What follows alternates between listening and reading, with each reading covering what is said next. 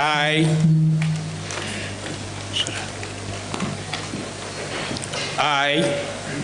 Malak Mainya Matara, do swear that I shall always truly and diligently serve the people and the Republic of Kenya in the office of the County Assembly, Committee Member of Kisii County, that I shall diligently discharge my duties and perform my functions in the said office to the best of my judgment, that I shall at all times respect, uphold, preserve, protect, and defend this Constitution of the Republic of Kenya, and that I shall do right to all manner of persons in accordance with the Constitution of Kenya and the laws and conventions of Parliament, that I shall do justice to all.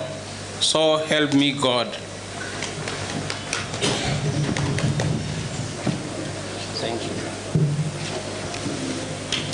Matundura Ismail Wasira.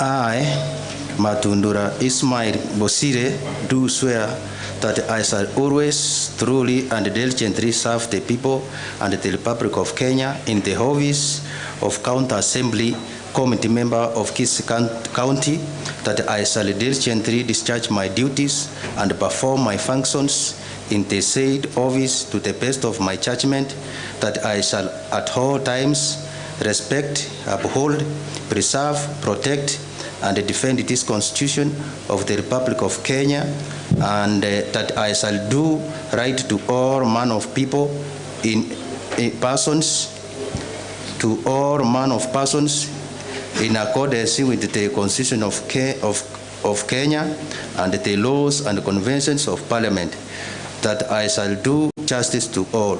So help me God. Next, Moracha Henry.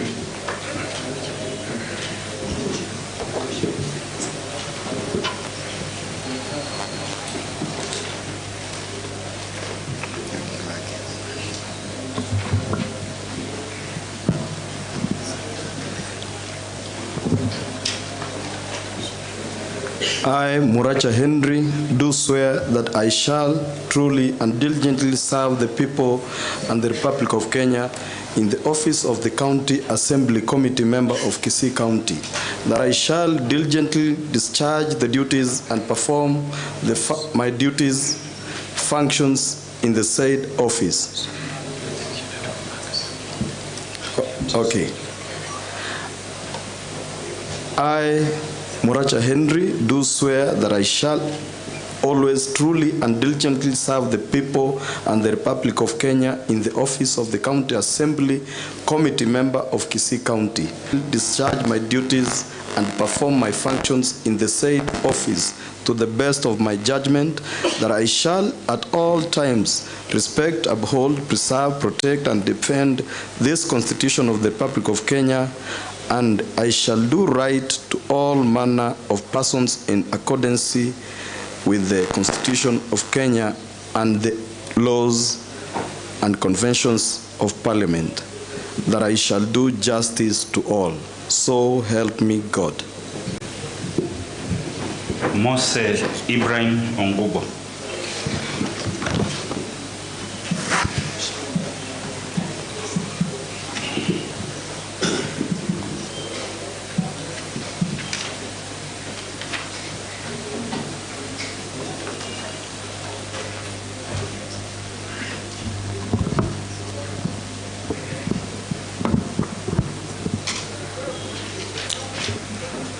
I, Ibrahim Ongubo Mose, I do swear that I shall always truly and diligently serve the people and the Republic of Kenya in the office of County Assembly Committee Member of Kisii County, that I shall diligently discharge my duties and perform my functions in the said office to the best of my judgment, that I shall at all times respect, uphold, preserve, protect, and defend this Constitution of the Republic of Kenya, and that I shall do right to all manner of persons in accordance with the Constitution of Kenya and the law and the convention of the Parliament, that I shall do justice to all. So help me God. Nyarango Duke Samuel.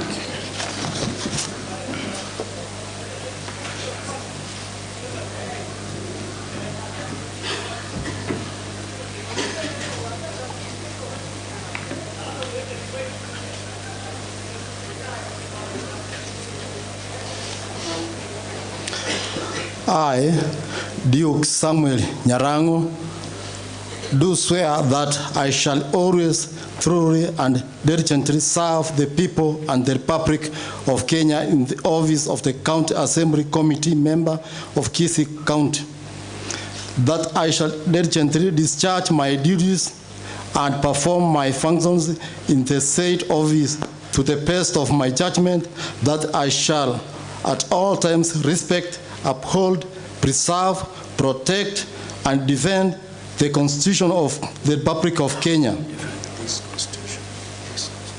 Defend this Constitution of the Republic of Kenya, and that I shall do right all manner of persons in accordance with the Constitution of Kenya and laws and conventions of the Parliament, that I shall do justice to all. So help me God. Onderi Amos Beg.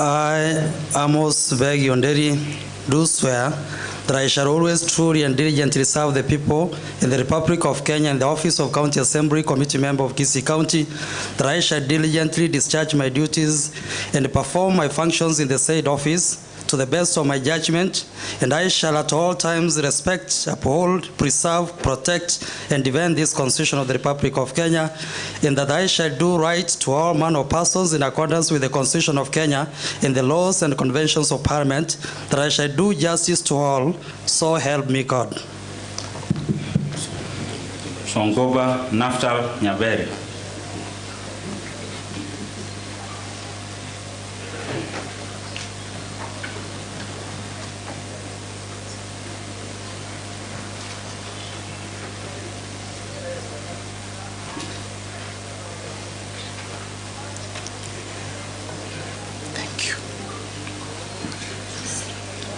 I, Naftali Nyaberi Onkoba, do swear that I always truly and diligently serve the people and the Republic of Kenya in the office of the County Assembly Committee member of Kisii County, that I shall diligently discharge my duties and perform my functions in the said office to the best of my judgment, that I shall at all times respect, uphold, preserve, protect, and defend this Constitution of the Republic of Kenya, and that I shall do right to all manner of persons in accordance with the Constitution of Kenya and the laws and conventions of Parliament, that I shall do justice to all. So help me God.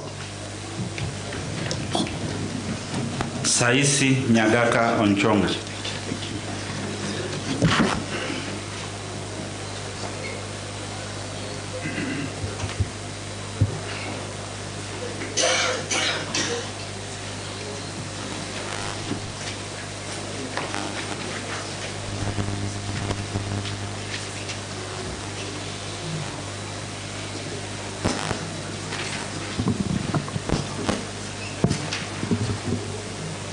I,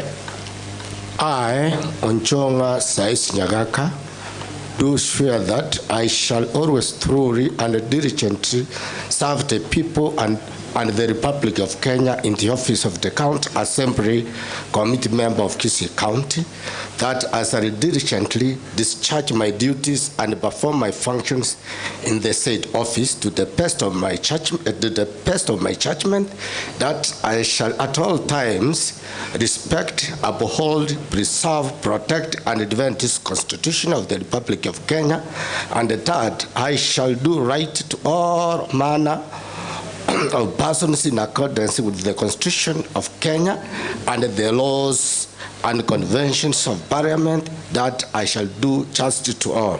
So help me God. Arika Stephen.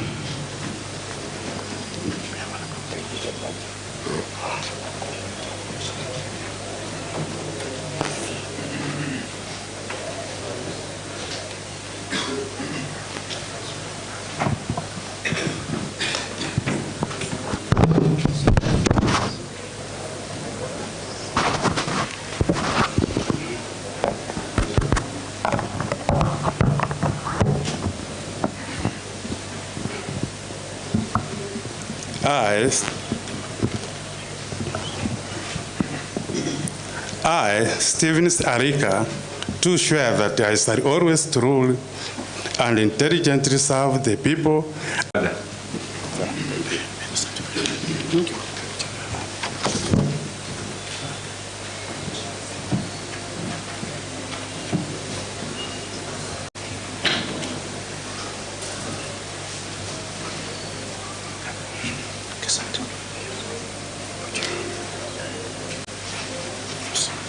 I, Ronald Ongaga Achira, do swear that I shall always truly and diligently serve the people and the Republic of Kenya in the office of the County Assembly Committee member of Kisii County, that I shall diligently discharge my duties and perform my functions in the said office to the best of my judgment, that I shall at all times respect, uphold, preserve, protect, and defend this Constitution of the Republic of Kenya, and that I shall do right to all manner of persons in accordance with the Constitution of Kenya and the laws and conventions of Parliament, that I shall do justice to all. So help me God. Alfred Asande Ongoro.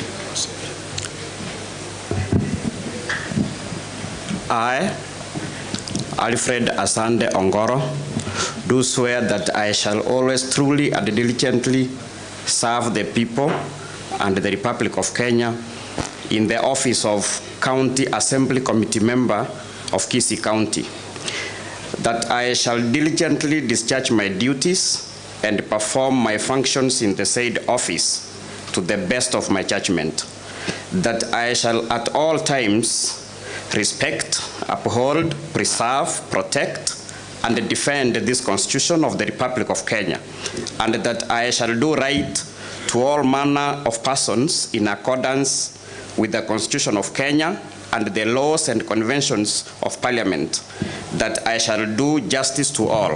So help me God. Ayema Paul Okombo. Thank you, sir.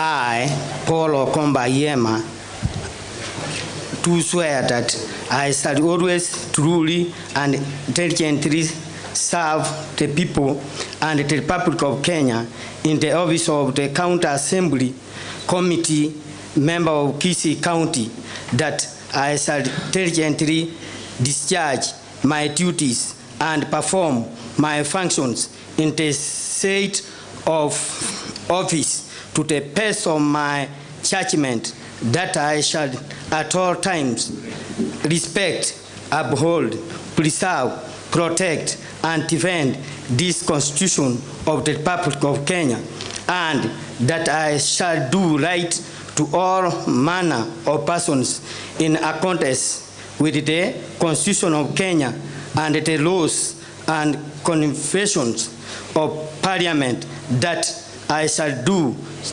justice to all. So help me, my God. So help me God. So help me God. Bagaka Jacob Barongo.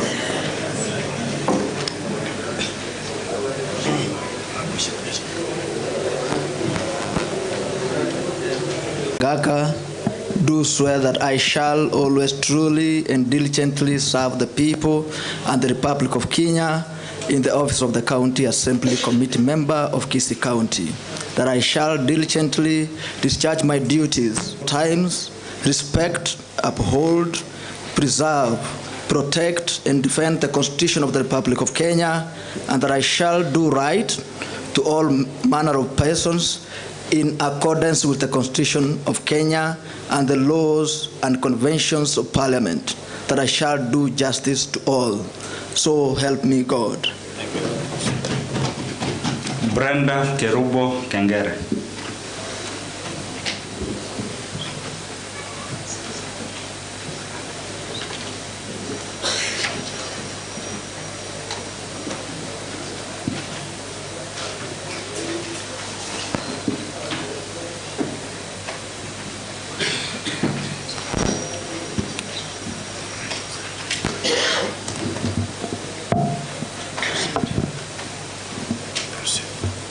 I, Brenda Kerubo Kengere, do swear that I shall truly and diligently serve the people. I, Brenda Kerubo Kengere, do swear that I shall always truly and diligently serve the people and Republic of Kenya in the office of the County Assembly, in the office of the County Assembly Committee member of Kisii County, that I shall diligently discharge my duties and perform my function in the said office to the best of my judgment, that I shall in all time respect, uphold, preserve, protect, and defend the Constitution, this Constitution of the Republic of Kenya, that I shall do right to all manner of persons in accordance with the Constitution of Kenya and the law and convention of Parliament, that I shall do justice to all. So help me God. Damaris Nyanchoka.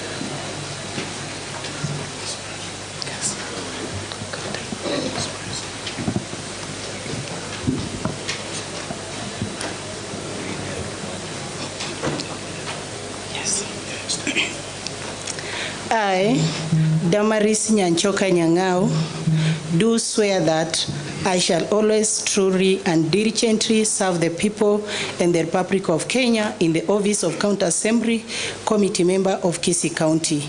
That I shall diligently discharge my duties and perform my functions in the said office, to the best of my judgment, that I shall at all times respect, uphold, preserve, protect, and defend this Constitution of the Republic of Kenya, and that I shall do right to all manner of persons in accordance with the Constitution of Kenya and the laws and convention of Parliament, that I shall do justice to all. So help me God. Evelyn Mora Mogire. Thank you.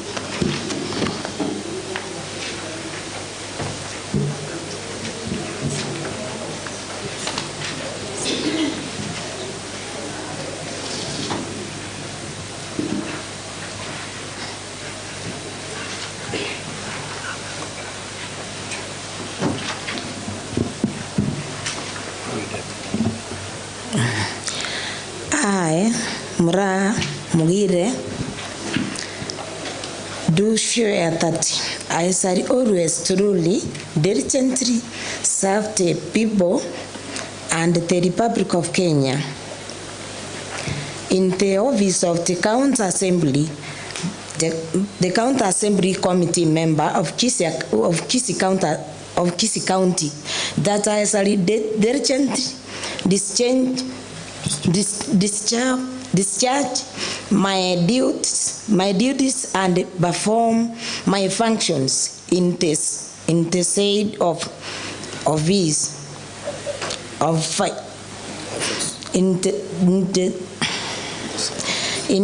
office to the best of my judgment, that I shall all times respect, uphold, preserve, protect, and defend this Constitution of the Republic of Kenya, and I shall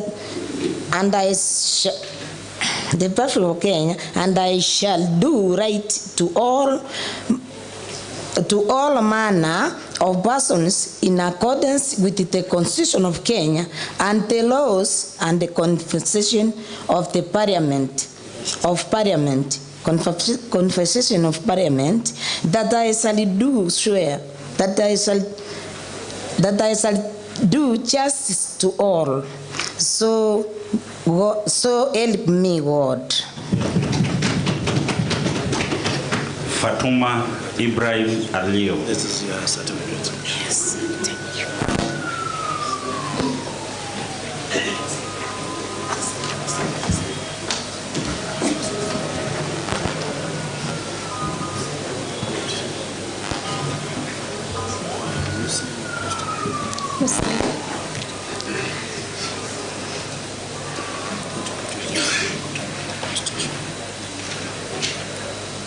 Bismillah. I, Fatuma Ibrahim Alio, do swear that I shall always truly and diligently serve the people and the Republic of Kenya in the office of County Assembly Committee Member of Kisii County, that I shall diligently discharge my duties and perform my functions in the office to the best of my judgment, that I shall at all times respect, uphold, preserve, protect, and defend this Constitution of the Republic of Kenya, and that I shall do right to all manner of persons in accordance with the Constitution of Kenya and the laws and convention of Parliament, that I shall do justice to all. So help me God. Thank you. Gaudence Mora Omariba.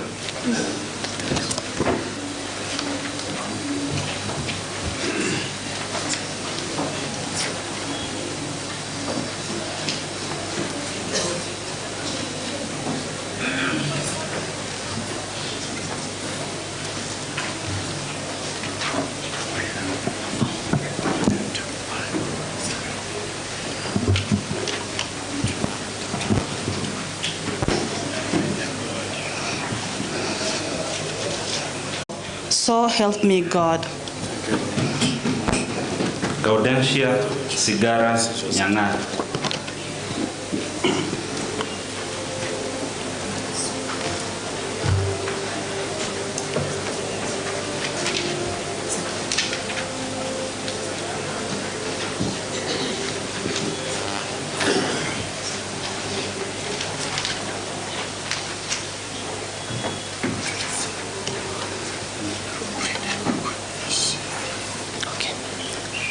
I, Gaudensia Sigara Nyanganga, do swear that I shall always truly and diligently serve the people and the Republic of Kenya in the office of the County Assembly Committee member of Kisii County, that I shall diligently discharge my duties and perform my functions in the said office to the best of my judgment, that I shall all times respect, uphold, preserve, protect, and defend this Constitution of the Republic of Kenya, and that I shall do right to all manner of persons in accordance with the Constitution of Kenya and the laws and conventions of Parliament, that I shall do justice to all.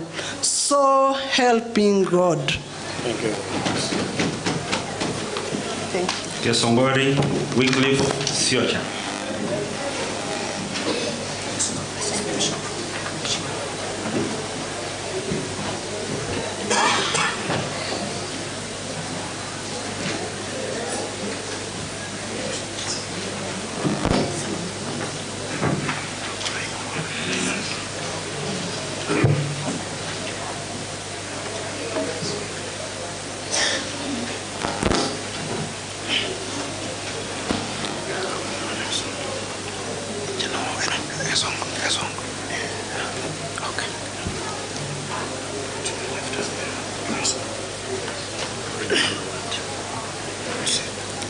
I, Wycliffe Siocha Gesongori, do swear that I shall always truly and diligently serve the people and the Republic of Kenya in the office of County Assembly Committee member of Kisii County, that I shall diligently discharge my duties and perform my functions in the said office to the best of my judgment, that I shall at all times respect, uphold, preserve, protect, and defend this Constitution of the Republic of Kenya, and that I shall do right to all manner of persons in accordance with the Constitution of Kenya and the laws and conventions of Parliament, that I shall do justice to all. So help me God. Thank you, sir. Thank you. Gichana Otachi Peter.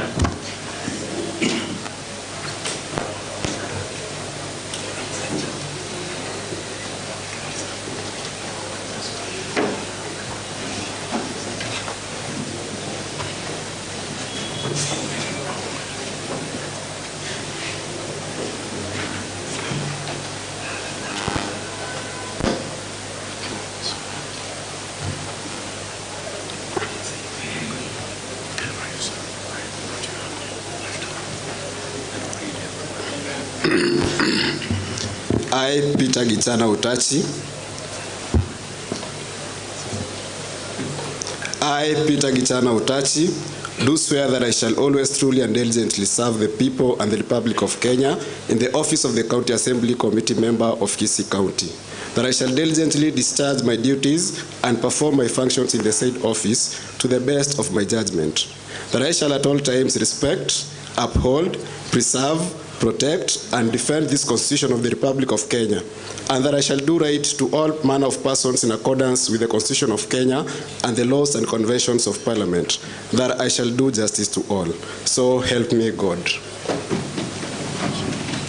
Gitea Wasibori Brenda. Thank you.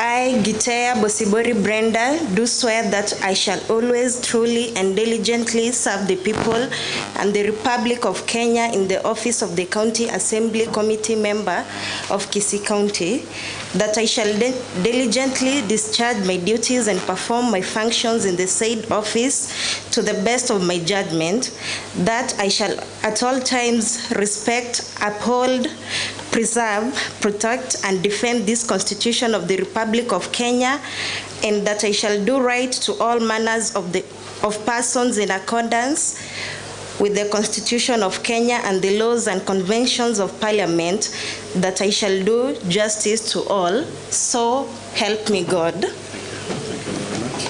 Grace Bosibori Ongwae. Thank you.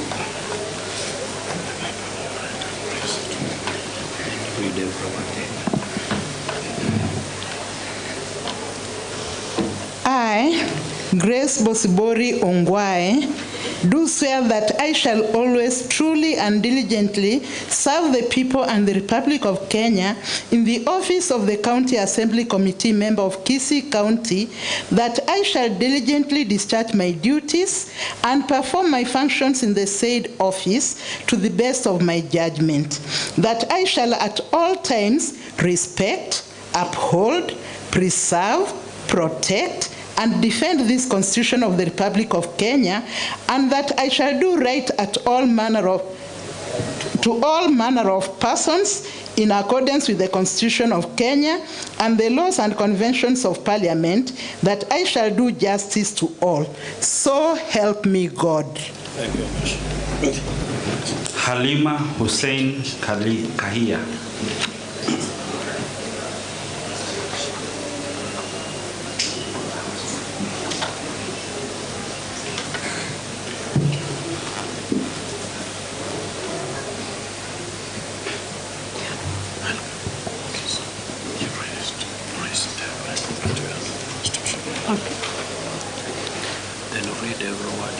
Okay. Bismillah. I, Halima Hussein Kahia, do swear that I shall always truly and diligently serve the people and the Republic of Kenya in the office of the County Assembly Committee member of Kisii County, that I shall diligently discharge my duties and perform my functions in the said office to the best of my judgment, that I shall all times respect, uphold, preserve, protect, and defend this Constitution of the Republic of Kenya, and that I shall do right to all manner of persons in accordance with the Constitution of Kenya and the laws and convention of the Parliament, that I shall do justice to all. So help me God. Thank you. Thank you very much. Okay. Helen Nyamoita. Congratulations. Okay. Okay.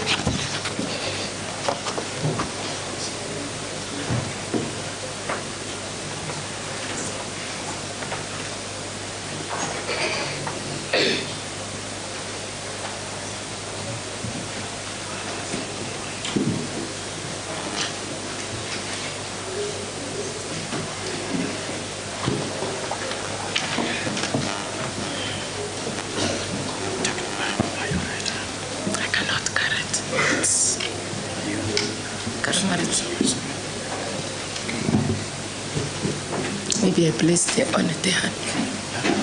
If I can only place the hand on it, it's possible.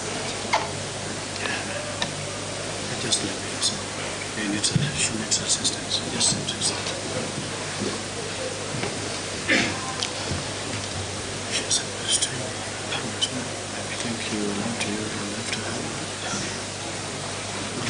Yes. You can use the left hand. As I place the other one on. The other one on the. Yeah.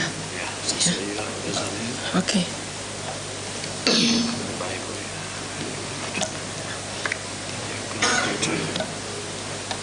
What do you think that's amazing? So great. Yeah. I, Helen Nyamoita Misati, do swear that I shall always, truly, and diligently serve the people and the Republic of Kenya in the office of the County Assembly Committee member of Kisii County, that I shall diligently discharge my duties and perform my functions in the said office to the best of my judgment, that I shall at all times respect, uphold, preserve, protect, and defend this Constitution of the Republic of Kenya, and that I shall do right to all manner of persons in accordance with the Constitution of Kenya and the laws and conventions of Parliament, that I shall do justice to all. So help me God. Kenyanya Jim. Honorable members, you may have noticed that Honorable Helen Nyamoita was not able to use her right hand, so I've used standing order number 1 to change the format in which she could use the Bible and the Constitution. Thank you very much. Thank you. Thank you. Thank you. Thank you.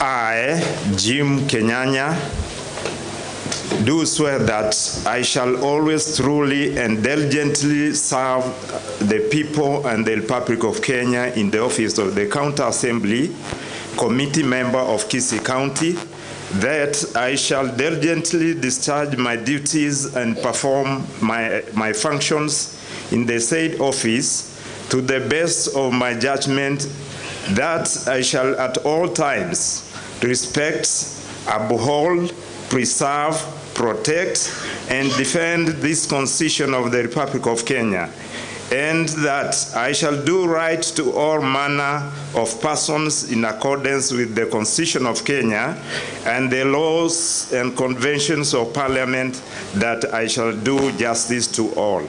So help me God. Thank you, sir. Thank you. Thank you. Kirage Anthony Onkundi. Thank you.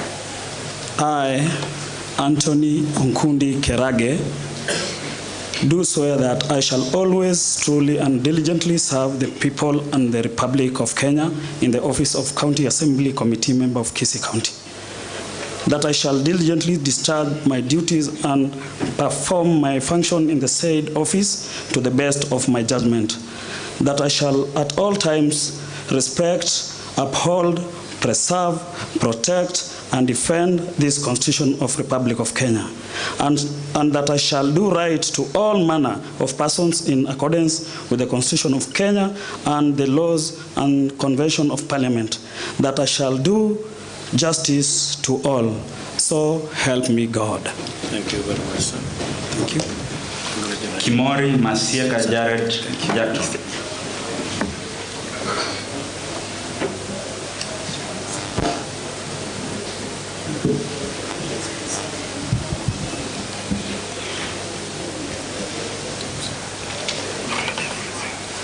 I, Jared Kimori Masieka, I do swear that I shall always, truly, and intelligently serve the people and the Republic of Kenya in the office of the County Assembly, Committee Member of Kisii County, that I shall diligently discharge my duties and perform my functions in the said office to the best of my judgment, that I shall at all times respect, uphold, preserve, protect, and defend the Constitution of the Republic of Kenya, and that all I shall do right to all manner of person in accordance with the Constitution of Kenya and the laws and the conventions of Parliament, that I shall do just to all.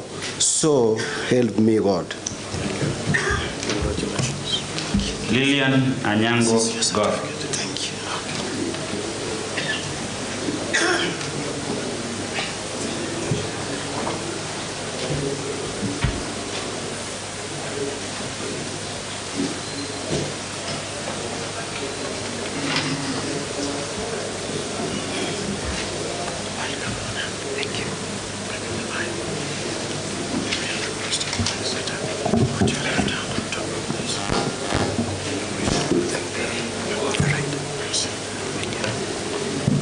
I, Lillian Anyango Gor, do swear that I shall always truly and diligently serve the people and the Republic of Kenya in the office of County Assembly Committee Member of Kisii County, that I shall diligently discharge my duties and perform my functions in the said office to the best of my judgment, that I shall at all times respect, uphold, preserve, protect, and defend this Constitution of the Republic of Kenya, and that I shall do right to all manner of persons in accordance with the Constitution of Kenya and the laws and conventions of Parliament, that I shall do justice to all.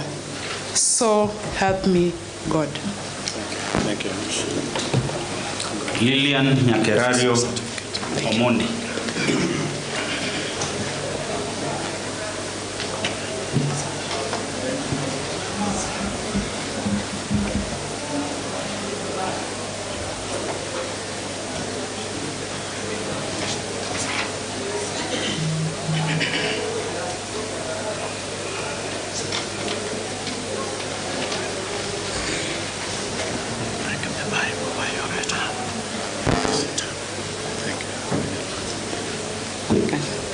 I, Lillian Nyakerario Omundi, do swear that I shall always truly and diligently serve the people and the Republic of Kenya in the office of the County Assembly Committee Member of Kisii County, that I shall diligently discharge my duties and perform my functions in the said office to the best of my judgment, that I shall at all times respect, uphold, preserve, protect, and defend this Constitution of the Republic of Kenya, and that I shall do right to all manner of persons in accordance with the Constitution of Kenya and the laws and conventions of Parliament, that I shall do justice to all. So help me God. Machuki Ibrahim Moranga.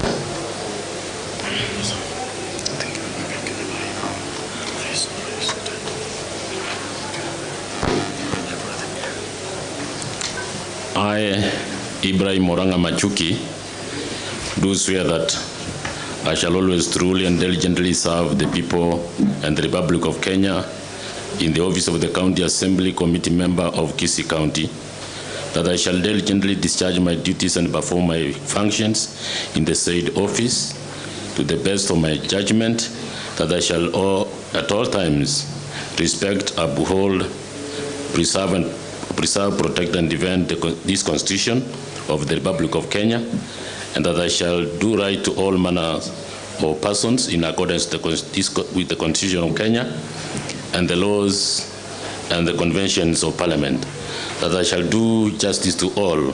So help me God. Thank you. Makori Samuel Mauti.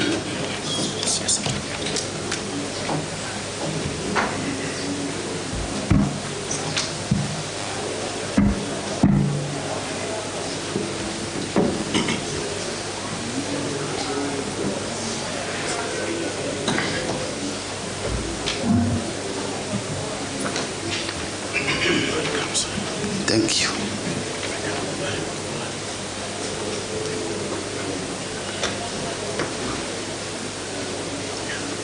Is it okay? This way.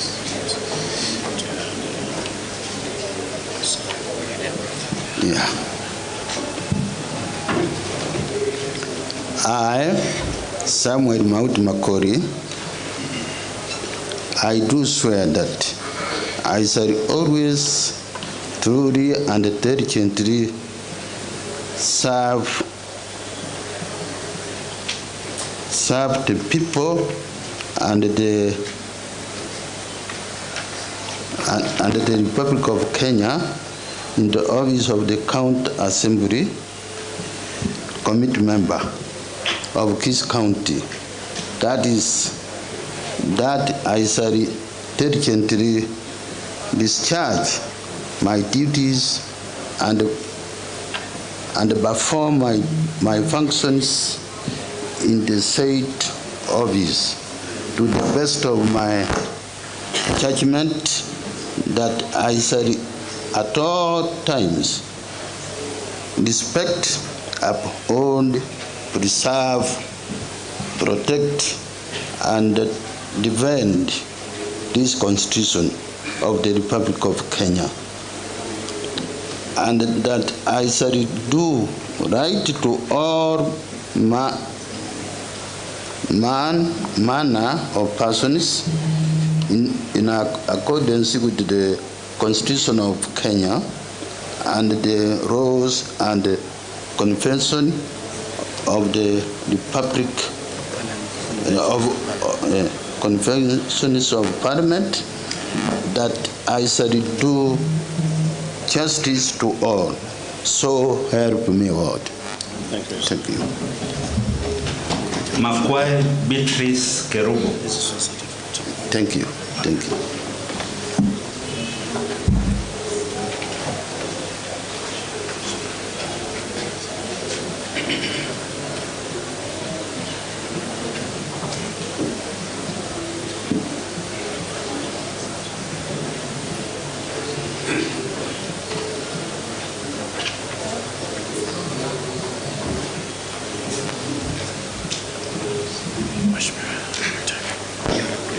Yes.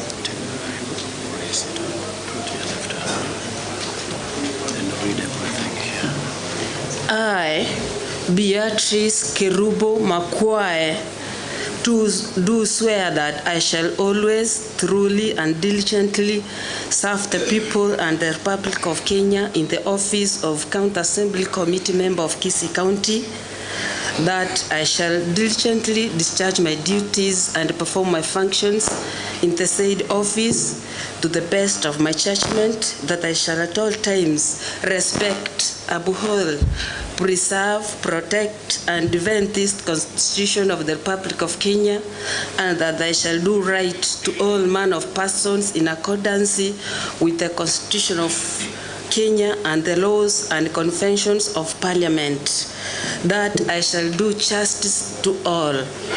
So help me God. Thank you very much. My name is John Sambo.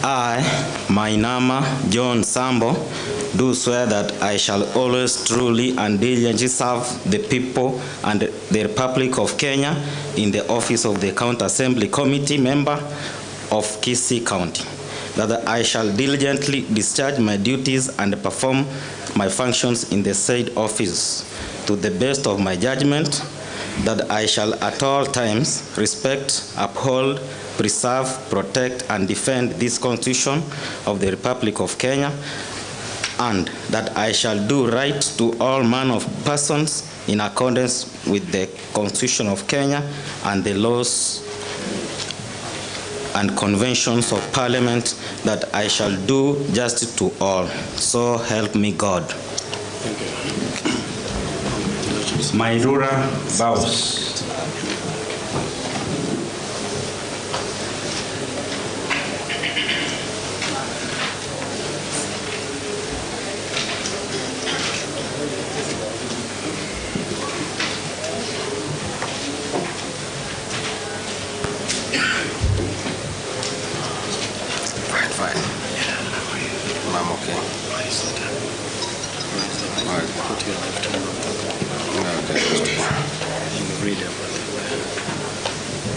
I, Boss Mairura, do swear that I shall always truly and diligently serve the people and the Republic of Kenya in the office of the County Assembly Committee Member of Kisii County, that I shall diligently discharge my duties and perform my functions in the said office to the best of my judgment, that I shall all times respect, uphold, preserve, protect, and defend this Constitution of the Republic of Kenya, and that I shall do right to all manners of persons in accordance with the Constitution of Kenya and the laws and conventions of Parliament, that I shall do justice to all. So help me God. Mariam Musa Ege.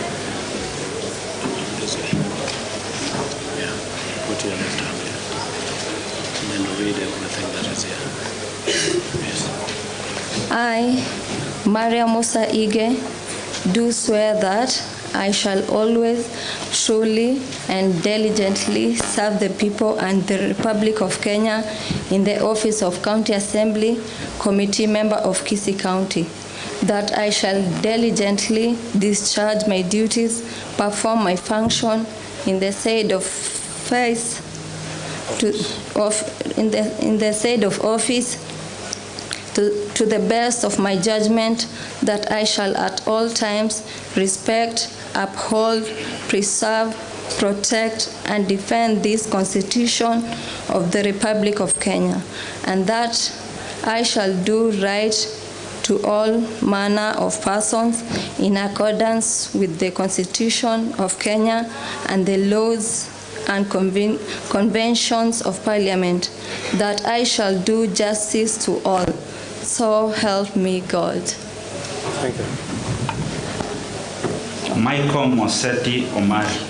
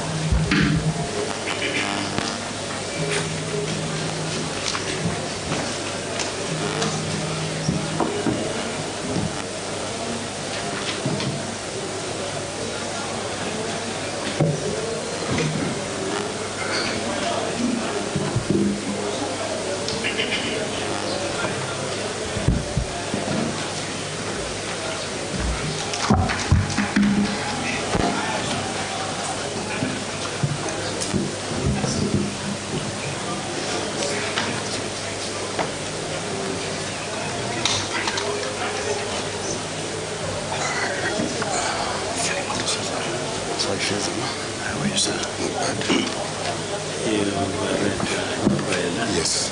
So what you do, can you give away that stick? Thank you. Then you hold this Bible, and you with your right hand, you raise it up. then I want to use the right one. I want to use the reading this. Okay. So I don't know how. Then you can use this. This what? With your left. I don't know how. Just hold this Bible. Read for him. Yeah, hold for me.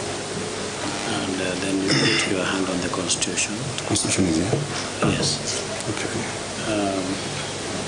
Honorable members, Honorable Michael Masetti is a person with disability, so we have given him to read by use of Braille, so he must use his hand. So the sergeant at arms will hold the Bible on his behalf, and he will put the left hand on the Constitution. And that is the decision made under Standing Order number 1. Thank you very much. Proceed. I, Michael Musetti Omari, do swear that I shall always, truly, and diligently serve the people and the Republic of Kenya in the office of County Assembly Committee member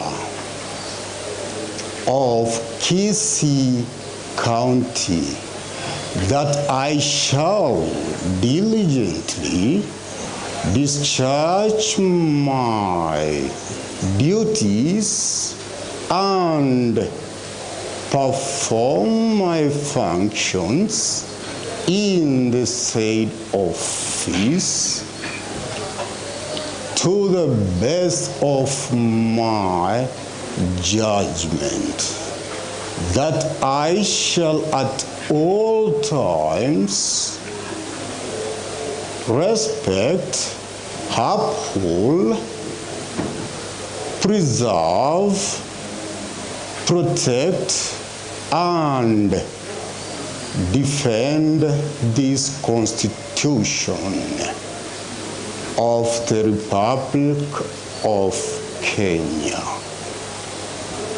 and that I shall do right to all manner of persons in accordance with the Constitution of Kenya and the laws and conventions of Parliament, that I shall do justice to all.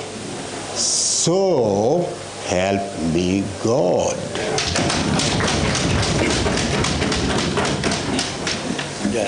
I'm done. Congratulations. Great. Thank you, sir. Mokaya Amos Omweli. We will do a certificate in Braille. So, Mheshimiwa Honorable Masetti will give you a certificate in Braille. Thank you.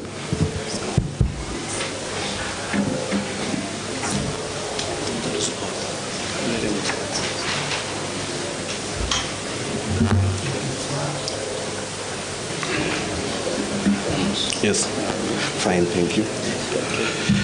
Go ahead. I, Mokaya Amos Omweli, do swear that I shall always truly and diligently serve the people and the Republic of Kenya in the office of the County Assembly Committee member of Kisii County, that I shall diligently discharge my duties and perform my functions in the said office to the best of my judgment, that I shall at all times respect, uphold, preserve, protect, defend this Constitution of the Republic of Kenya, and that I shall do right to all manner of persons in accordance with the Constitution of Kenya and the laws and conventions of Parliament, that I shall do justice to all.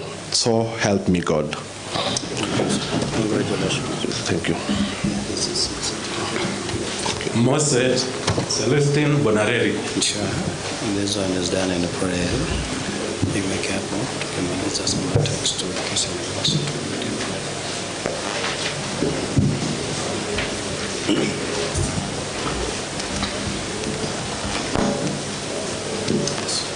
Put your left hand on the top of this, then read it quickly. Just turn the Bible around. Thank you.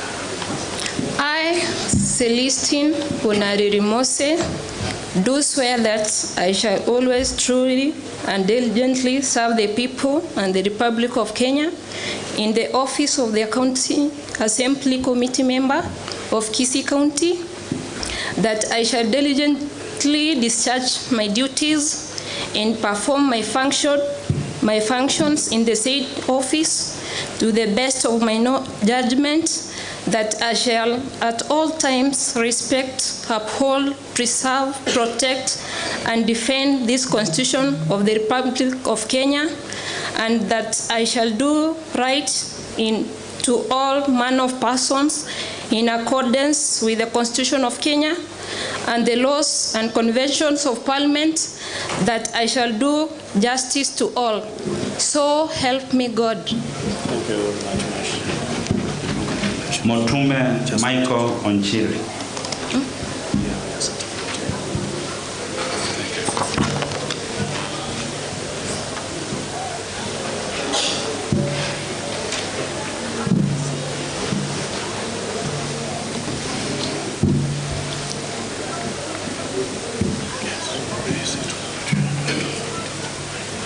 There we go. All right. I, Michael Onchiri Motume, do swear that I shall always truly and diligently serve the people and the Republic of Kenya in the office of County Assembly Committee member of Kisii County, that I shall diligently discharge my duties and perform my functions in the said office to the best of my judgment, that I shall at all times respect, uphold, preserve, protect, and defend this Constitution of Kenya, and that I shall do right to all manner. Sorry. This Constitution of the Republic of Kenya. Oh yeah. Sorry. I should start first. Okay. All right. Sorry. That I shall at all times respect, uphold, preserve, protect, and defend this Constitution of the Republic of Kenya, and that I shall do right to all manner of persons in accordance with the Constitution of Kenya and the laws and the conventions of Parliament, that I shall do just to all. So help me God. Thank you. Nyabuto Dolphin. Thank you.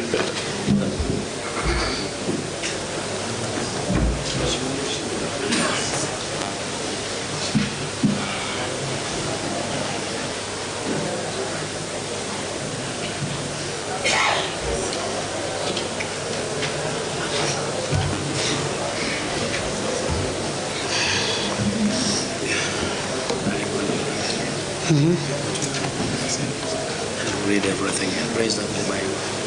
Thank you. Proceed. I, Dolphin Boari Nyabuto, do swear that I shall always truly and diligently serve the people of the Republic of Kenya in the office of the County Assembly Committee member of Kisii County. I shall diligently discharge my duties and perform my function in the said office to the best of my judgment, that I shall at all times respect, uphold, preserve, protect, and defend the Constitution of the Republic of Kenya, and I shall do right to all manner of persons in accordance with the Constitution of Kenya and the laws and the conventions of Parliament, that I shall do justice to all. So help me God.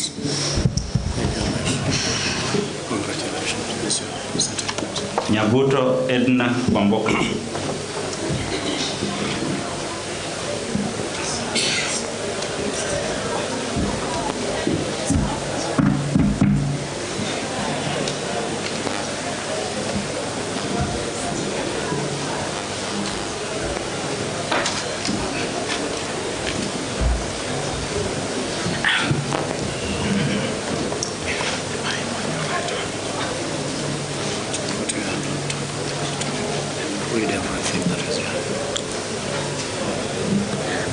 I, Nyambuto Edna Kwamboka, do swear that I shall always, truly and diligently serve the people and the Republic of Kenya in the office of the County Assembly Committee member of Kisii County, that I shall diligently discharge my duties and perform my functions in the said office to the best of my judgment, that I shall at all times respect, uphold, preserve, protect and defend this Constitution of the Republic of Kenya, and that I shall do right to all manner of persons in accordance with the Constitution of Kenya and the laws and conventions of Parliament, that I shall do justice to all. So help me God. Thank you. Nyambane Felix Ombati.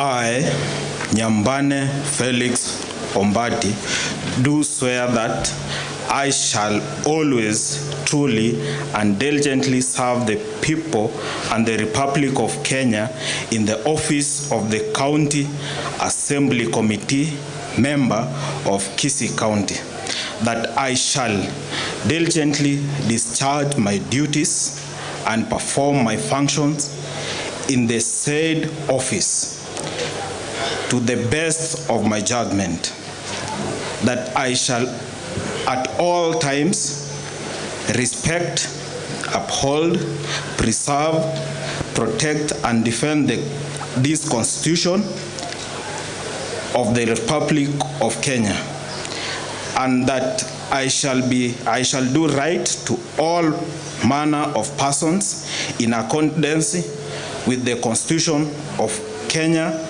and the laws and conventions of Parliament, that I shall do justice to all. So help me God. Thank you, sir. Nyamwaya Shem Mogesa. Thank you, sir. Thank you, sir.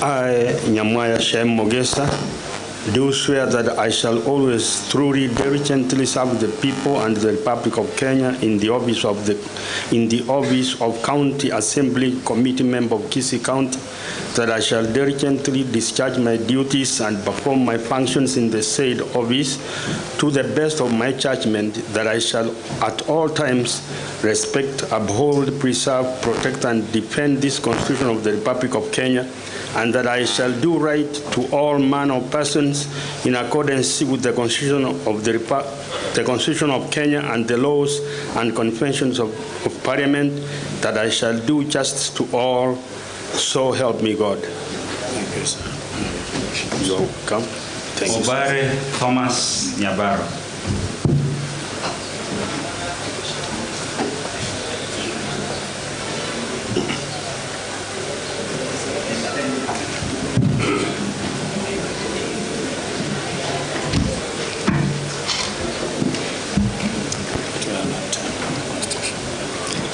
Thank you.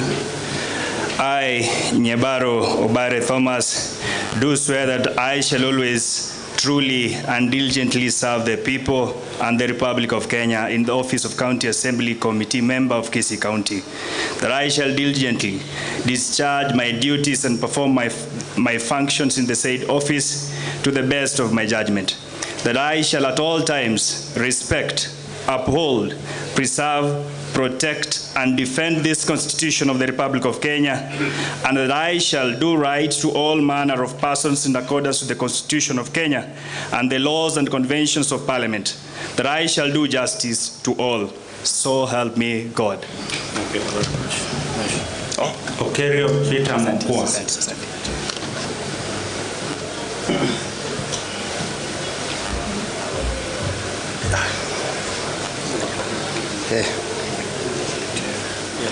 Yeah.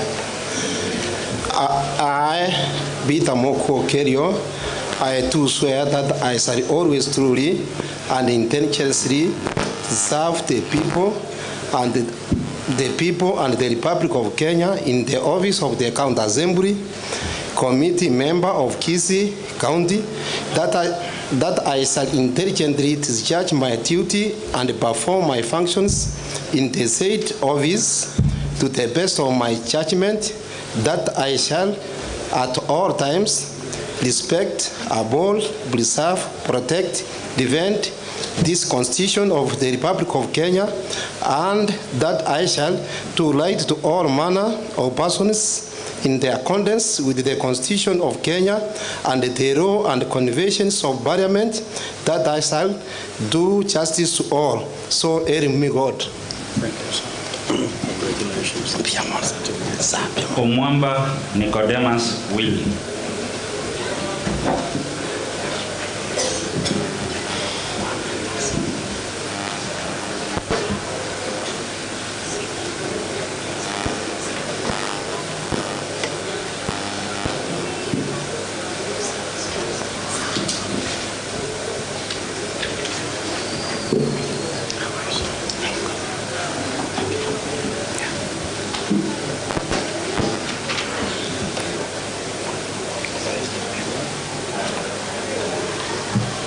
I, Nicodemus Willie Mwamba, do swear that I shall always truly and diligently serve the people of Kenya and the Republic of Kenya in the office.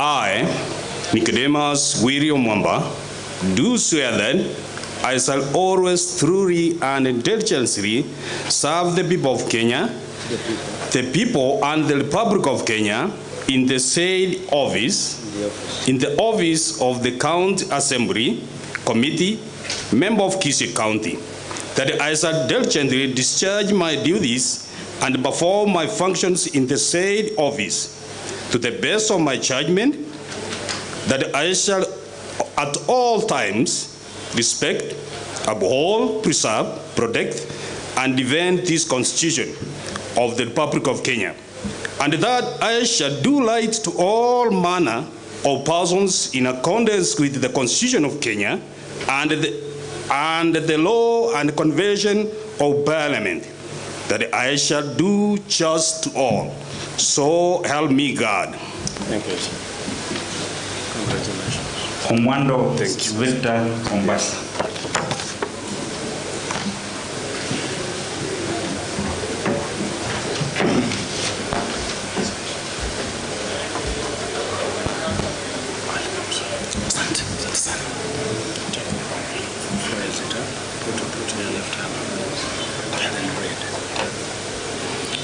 I, Omwando Victor Ombasa, do swear that I shall always truly and diligently serve the people and the Republic of Kenya in the office of County Assembly, Committee Member of Kisii County, that I shall diligently discharge my duties and perform my functions in the said office to the best of my judgment, that I shall at all times respect, uphold, preserve, protect, and defend this Constitution of the Republic of Kenya, and that I shall do right to all manner of persons in accordance with the Constitution of Kenya and the laws and conventions of Parliament, that I shall do justice to all. So help me God. Thank you very much. Ondari Joseph Sonyi.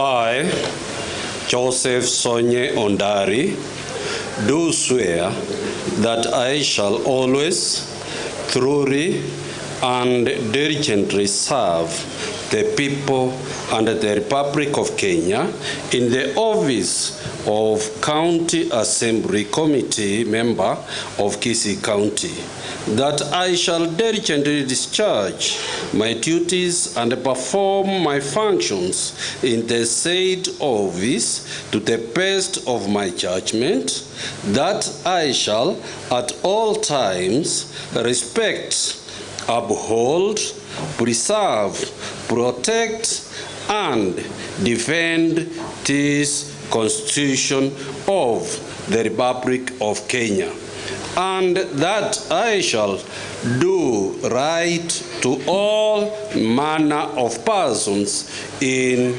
accordance with the Constitution of Kenya and the laws and conventions of Parliament, that I shall do justice to all. So help me God. Thank you very much. Congratulations. Ongeri Jeremiah Obwagi.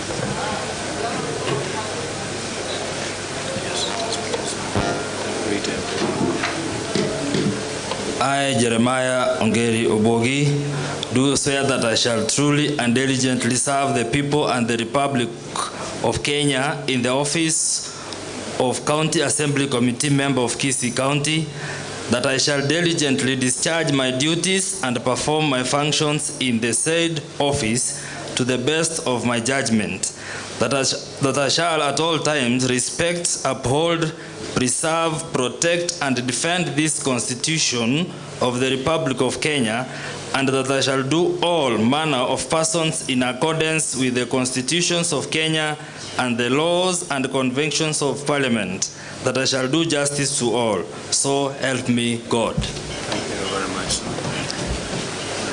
Onsaga Christopher Ogoti.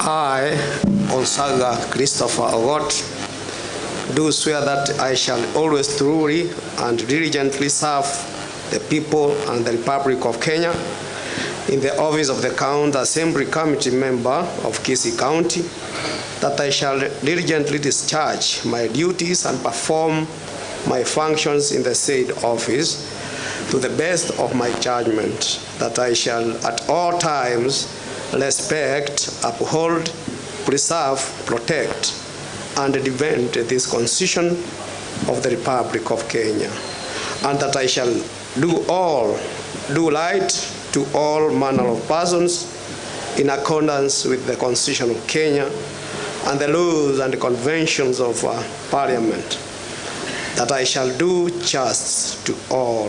So help me God. Thank you very much. Onyangore Abuga Vincent.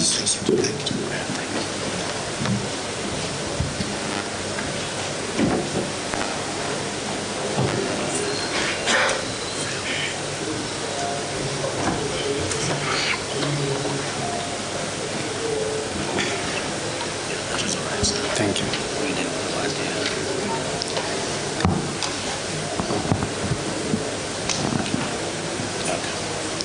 I, Onyangore Vincent Abuga, do swear that I shall always truly and diligently serve the people and the Republic of Kenya in the office of County Assembly, Committee Member of Kisii County, that I shall diligently discharge my duties and perform my functions in the said of office to the best of my judgment, that I shall at all times respect, uphold, preserve, protect and defend this Constitution of the Republic of Kenya, and I shall do right to all manner of persons in accordance with the Constitution of Kenya and the laws and conventions of Parliament, that I shall do justice to all.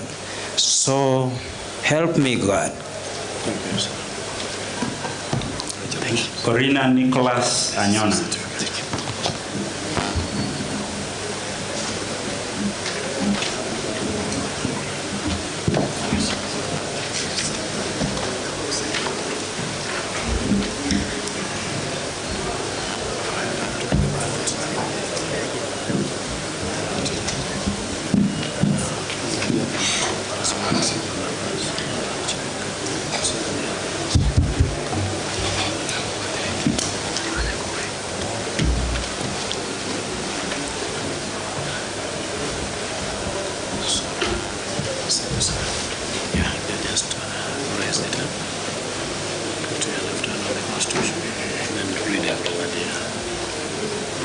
I, Orina Nicholas Anyona, do swear that I shall always truly and diligently serve the people and the Republic of Kenya in the office of the County Assembly, Committee Member of Kisii County, that I shall diligently discharge my duties and perform my functions in the said office to the best of my judgment, that I shall at all times respect, uphold, preserve, protect and defend this Constitution of the Republic of Kenya, and that I shall do right to all manner of persons in accordance with the Constitution of Kenya and the laws and conventions of Parliament, that I shall do justice to all. So help me God. Oyagi Asimondi Cosmas.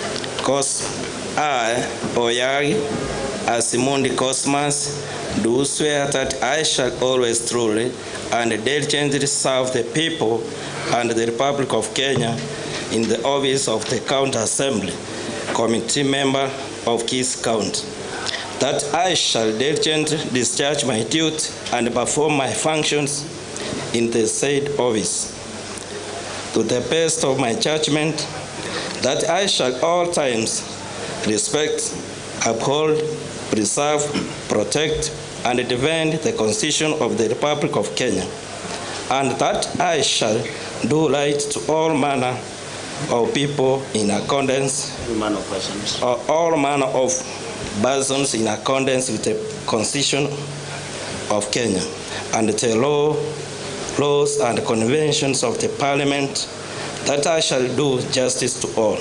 So help me God. Thank you very much, sir. Congratulations. Thank you, sir. This is your certificate. Koyari Joseph Orok.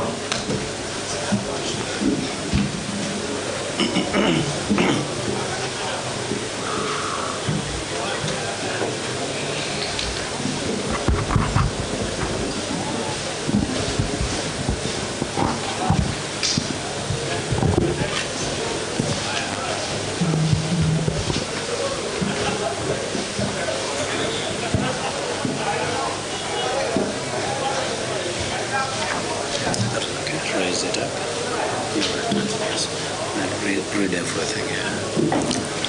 I, Joseph Oroko Oyari, do swear that I shall always truly and diligently serve the people and the Republic of Kenya in the office of the County Assembly Committee member of Gusii County, that I shall diligently discharge my duties and perform my functions in the said office to the best of my judgment, that I shall at all times respect, uphold, preserve, protect, and defend this Constitution of the Republic of Kenya, and that I shall do right to all manner of persons in accordance with the Constitution of Kenya and the laws and conventions of Parliament, that I shall do justice to all. So help me God. Rabera Oteo.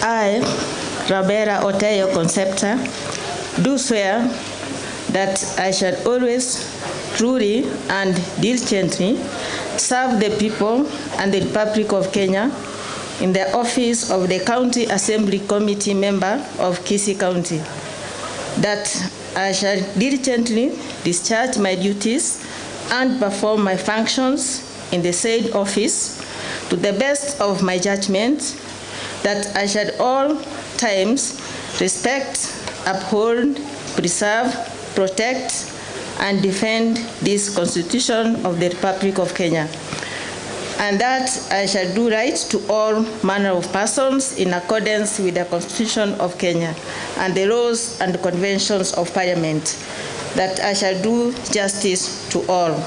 So help me God. Thank you very much, Mheshimiwa. Rayori Manani Richmond.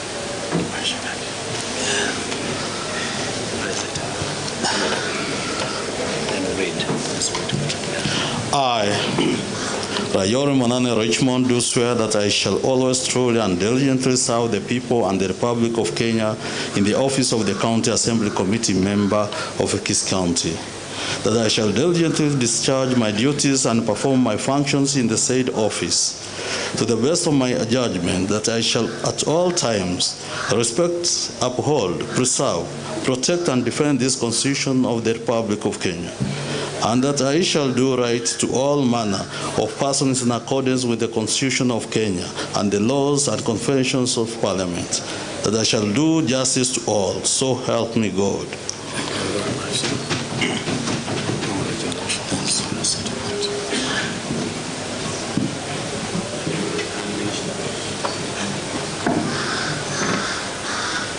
Ruth Nyagechanga.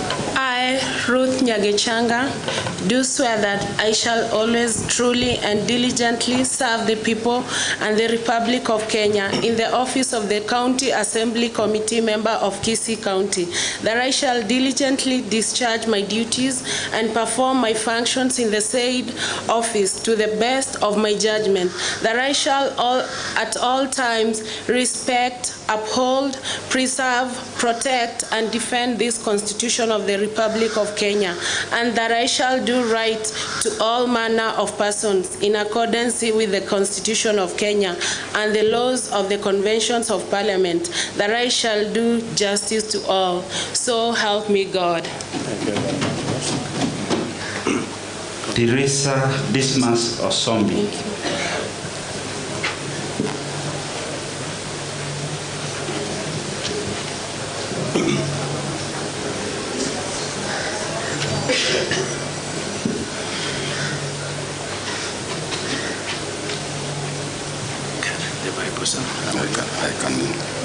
Kama mkono ni mbaya, I can try to carry.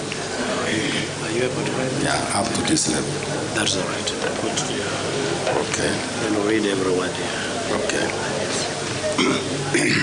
I, Dismas Teresa Onsombi, do swear that I shall always truly and diligently serve the people and the Republic of Kenya in the office of the County Assembly Committee Member of Kisii County, that I shall diligently discharge my duties and perform my functions in the said office to the best of my judgment, that I shall at all times respect, uphold, preserve, protect, and defend this Constitution of the Republic of Kenya, and that I shall do right to all manner of persons in accordance with the Constitution of Kenya and the laws and the conventions of Parliament, that I shall do justice to all. So help me God. Thank you, sir. Hannes Mora Nyambane.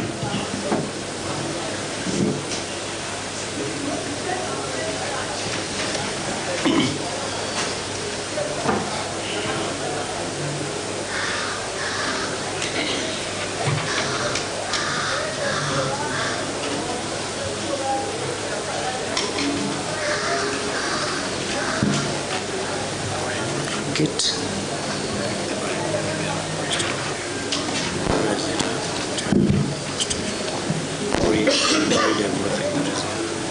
I, Fannis Mora Nyambane, I do swear that I shall always truly and diligently serve the people and Republic of Kenya in the office of County Assembly Committee Member of Kisii County, that I shall diligently discharge my duties and perform my functions in said office, that to the best of my judgment, that I shall at all times respect, uphold, preserve, protect, and defend this Constitution of the Republic of Kenya, and that I shall do right to all manner of persons in accordance with the Constitution of Kenya and the laws and conventions of Parliament, that I shall do justice to all. So help me God. And lastly, Walter Obare Mochache. Thank you.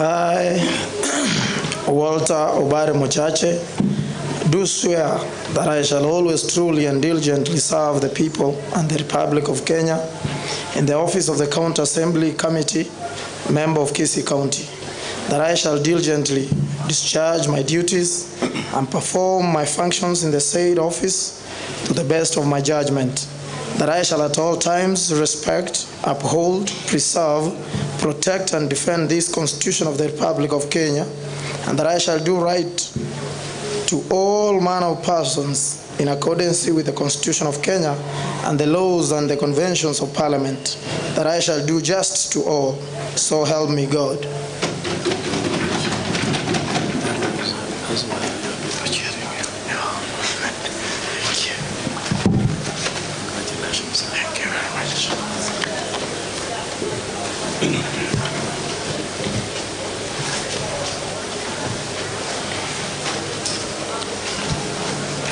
This is just to confirm that all members present have sworn and subscribed to the oath or affirmation of office, because the next business will require that any member who has not been sworn in will not participate in the election of the Speaker.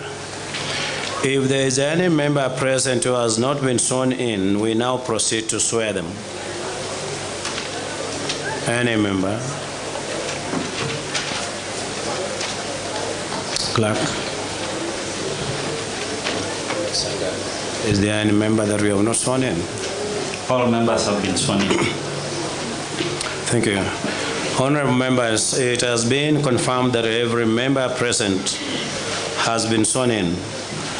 Allow me to take this opportunity to congratulate you all on accession to the office of Member of County Assembly in accordance with Article 74 of the Constitution. And next order. Mr. Clerk, the next order is the election of the Speaker. Election of Speaker. Procedure to be followed in electing the Speaker.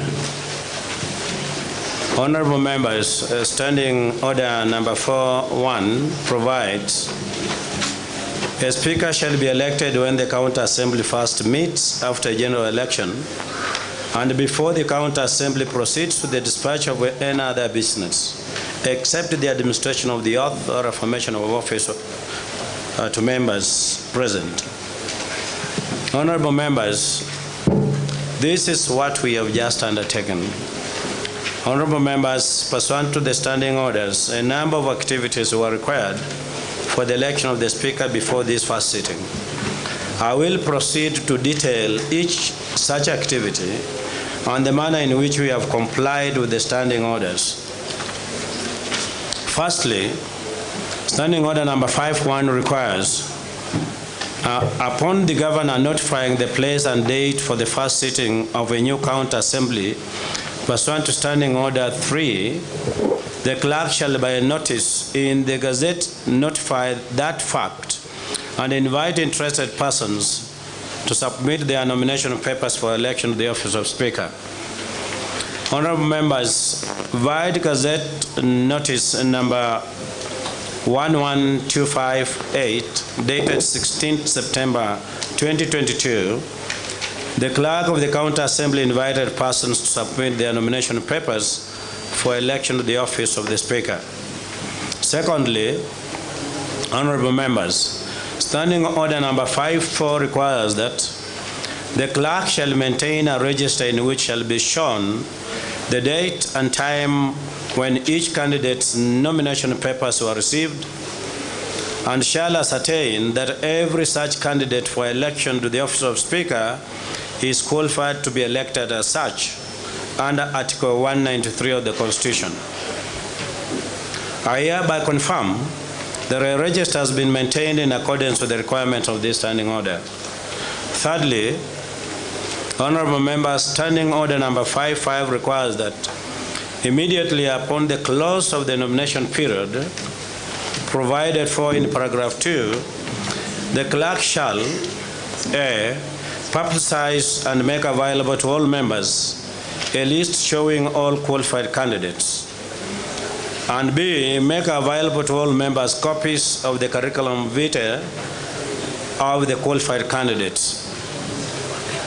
I suppose that the process that is going on. Honorable members, for the position of Speaker of the Assembly, the following candidates were validly nominated as at the close of the nomination period. 1, Dr. Philip Machuki Nyanumba. 2, Jianganya. 3, Gideon Nyambati. 4, Joshua Mangabo Momanyi. 5, 6, Julie Nyanchama Nyamao. 7, Elzafano Angima. 8, Chafeth Oginda Nyakundi. 9, Thomas Kerongo Maatwa. 10, Nyabuto Kevin Mamboleo.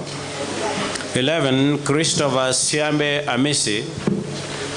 12, David Orioro Obuya. 13, Charles Ndegwa Mugaka. And 14, Dr. Josh Cavendish Omandi. Honorable members, pursuant to Standing Order Number 8, a candidate may withdraw his or her candidature after the close of the nomination period and before a ballot is started.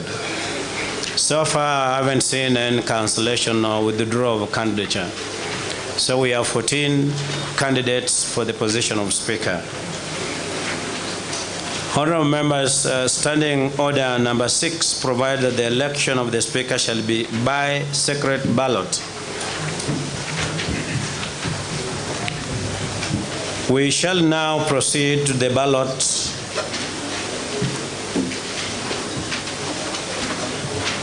We shall now proceed to the ballot for the election of the Speaker. Standing Order Number 62 says, the clerk shall, at the commencement of each ballot, cause the ballot box empty and unlocked to be displayed to the county assembly, and shall, in the presence of the county assembly, lock the box, which shall thereafter be kept in the full view of the county assembly until the conclusion of the ballot. Honorable members, I now direct that the ballot box, empty and unlocked, to be displayed to the assembly.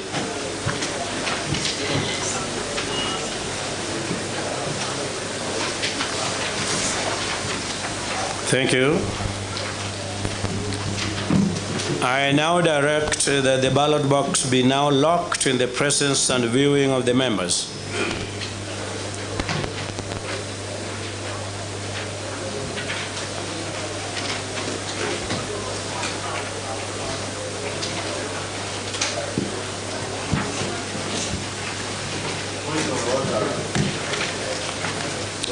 Point of order.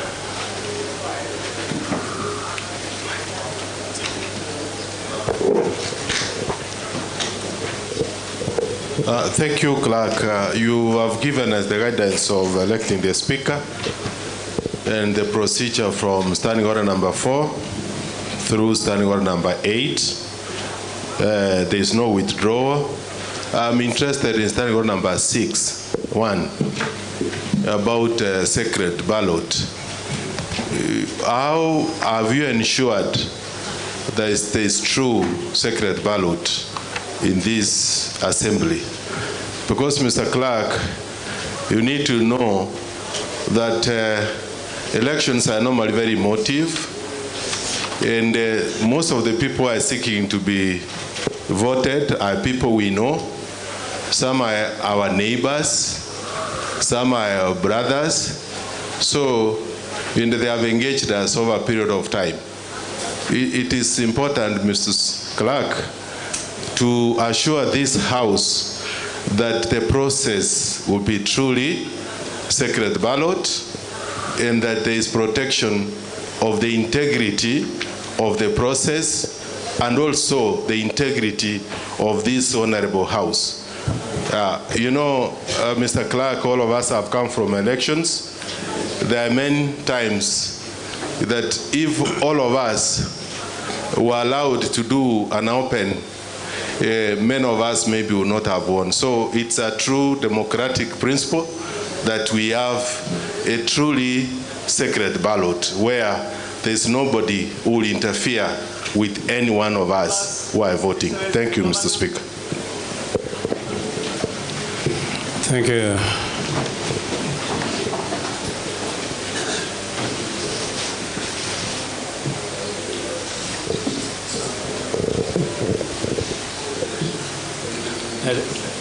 Your Excellency, you are supposed to sit on the left of the Speaker. Kindly, yes.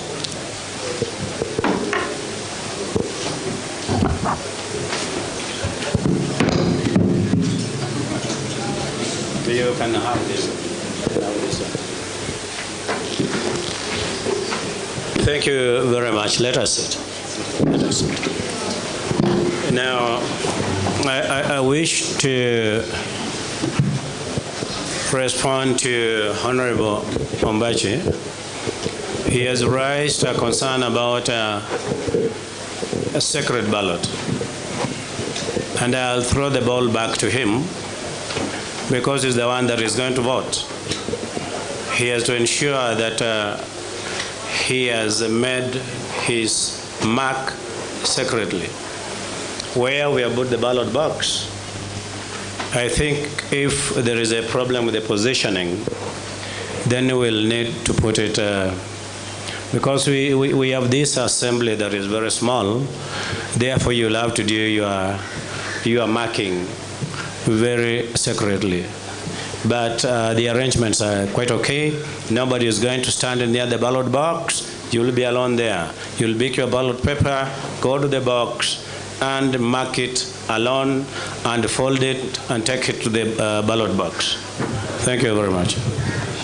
Yes, Mheshimiwa Honorable. I rise on point of information regarding the election of the Speaker, and allow me to shed a little more light about the origin of speakership in honorable houses across the world. If you allow me, I can read Bwana Clark. A little bit, obviously, the Speaker has been part of the British government. Member, can I give a little guidance? It's only that we have not done our induction, our orientation well. The House does not allow reading of long. Okay, thank you. Texts. I'm guided, Yes. Mr. Clark. So allow me to say this from my head. I didn't want to miss a word. In history, the origin of speakership, initially, that was meant to be a person who speaks on behalf of the members in front of the monarch. That is the king or the queen. And at one time, the speaker was forced to speak what the monarch want to listen, but not what the members want to hear. So they reached that time when the members got tired and said, "We are tired." And if I quote, the speaker who was in charge said, "Mr. the King, I don't have the ears nor the eyes to speak on behalf of these honorable members. So allow them to speak as they may want to speak." I'm raising on point of information about the integrity of the exercise that we are going to undertake in the next few hours. The whole Kisii County is watching us. The country is watching us. There is a belief and there is a notion that is going around that there is a lot of intimidation from specifically and non-internal, external forces to ensure that the members in this house fought for a certain remote controlled speaker.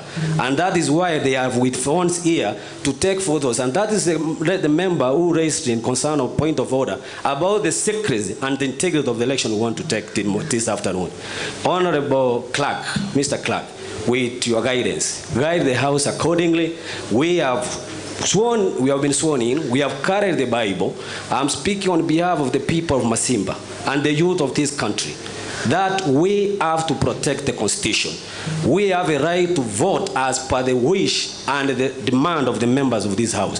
But no intimidation, no phones, no nothing. We want to do a secret ballot, and with your communication, kindly explain to members what is the meaning of secret ballot. I'm much guided, Mr. Clark. Thank you. Thank you, Honorable Bowes. I want to assure you that nobody is going to intimidate you. And as you can look around, actually, I can't see any intimidation. You will be free to exercise your democratic right, pick your ballot, and mark it, and drop it in the ballot box. And as for the matter of phones are not disallowed in the House, but we will advise that the phones are put in silent mode and that no photos are going to be taken. Yes. So there is no intimidation whatsoever. And I want to believe that everybody is comfortable as it is. And all of you went through elections, and the elections were under secret ballot. So there's nothing we are reinventing in the county assembly. Yes. You'll allow me to finish my remarks, Mheshimiwa Ombati. So that is all I wish to say, that Mheshimiwa Honorable Mairura, you are very safe. You're not going to be intimidated. Honorable John Ombati. Mheshimiwa Speaker, Mheshimiwa Clerk, mimi kuwa na phone yangu sina shida, Mheshimiwa Clerk. Wende kawa nimeongea na bibi yangu kwa vile ako huko nje. I've already ruled on the same. Nataka niongezee, Mheshimiwa Speaker, Clerk. Okay. Wende kawa nimeongea na bibi yangu pamoja na watoto wangu wakiwa huko nje. Alafu akaniambia tuomba utupigie picha na ukuje nazo alafu tuonyeshe kwa nyumba. Kwa hivyo hatuna makosa yoyote kutumia picha, Mheshimiwa Speaker, kwa njia yoyote kwa hapa Simbola. Bora simu isipige kelele, Mheshimiwa Clerk. Asante. Point of information. Honorable members, the clerk has clearly indicated that we are going to go through secret ballot. Kindly, you are at liberty either to abstain voting or to vote. Secondly, Your Honor Clerk, let's not act on speculations before we see the real elephant. Let's be allowed to go ahead, do the voting, then if there is anything, then it can be brought before the floor. Thank you. Thank you very much. I think we need to conclude this matter so that we proceed. I have said that you will have your phones. But if you want to take a photo, you can take a photo for the person who is in the box and marking his ballot. But Honorable Ombati, if you want to take a photo of Honorable Matundura where you are seated, we'll allow that. But if it is in the ballot box, then it can't be secret ballot if you want to take a photo there. So that is my ruling for the day. And I do not know, Honorable James Ondari.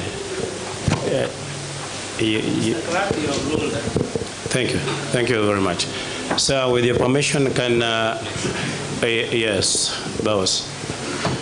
I also want to inquire if the papers that we are going to use for voting, if they are serialized, and what methodology that was used to serialize them, and is that the same method that is going to be used while the voting is ongoing? Number two, I also want to know whether there is any edict from any office as far as this voting is concerned. Thank you.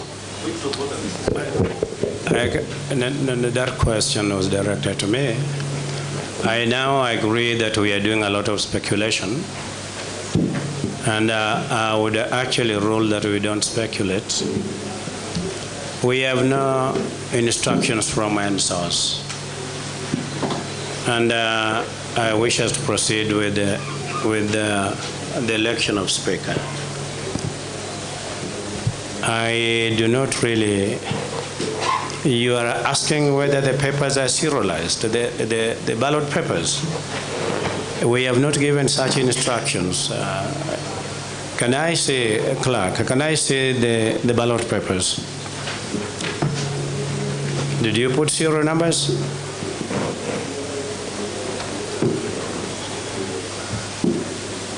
Mr. Clerk, there are serial numbers in every ballot paper. Well, I can see some serial numbers. I do not know where they got that instructions. Mr. Speaker. Yes. Yes.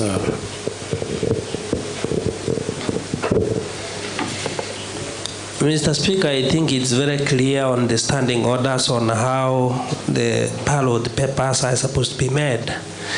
And there is nowhere, and even I can read it to you, there is nowhere where it denies you the right either to serialize or not to serialize. Mr. Speaker, therefore, I don't think there is any issue over serialization or not serializing. And Mr. Speaker, and the clerk, I want also you to use standing order number 81.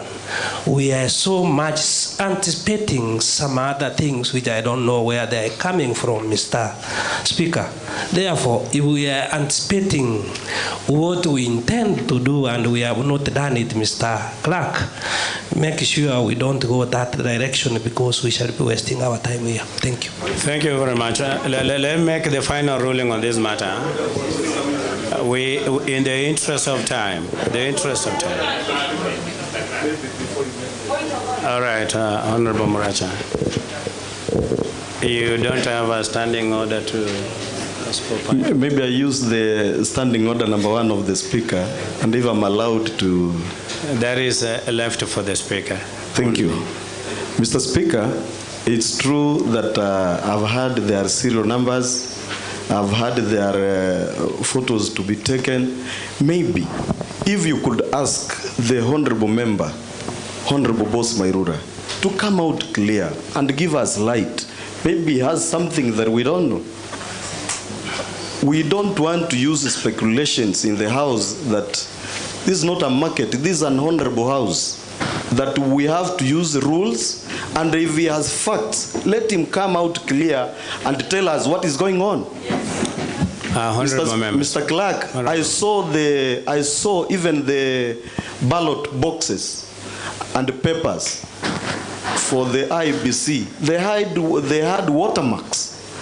They had features that the people who made them had their own reasons why they did it, Mr. Clerk. So, the Honorable Member is not a manufacturer of ballot papers. Let him come out clear and tell us whether he has worked in IBC and he wants to teach us on how ballot boxes are made.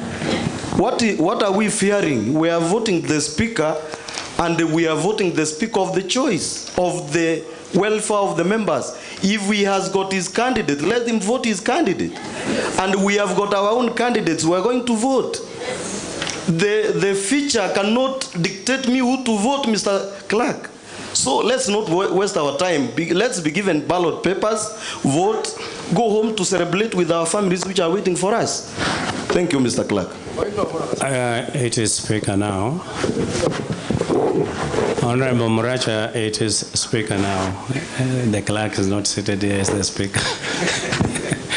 and then I am saying, kindly, let me make a ruling here. I have even seen some court ruling that whatever is not denied in the Constitution does not mean that it is illegal. So what I'm saying is ballot papers with or without serial numbers have no effect on us unless we put Honorable Mairura to tell us if there is a serial number. How does that affect what we need to do here, the election of Speaker? Yes. Thank you, Clerk. My intention is genuine, and it's not done. It has not received any form of manipulation. What I want to say, the serialization that we have is said that the serials are assigned to specific members, so that when you call the member to vote, it is known that the ballot paper serial numbers 14, for example, was marked by Honorable Boss Mairura.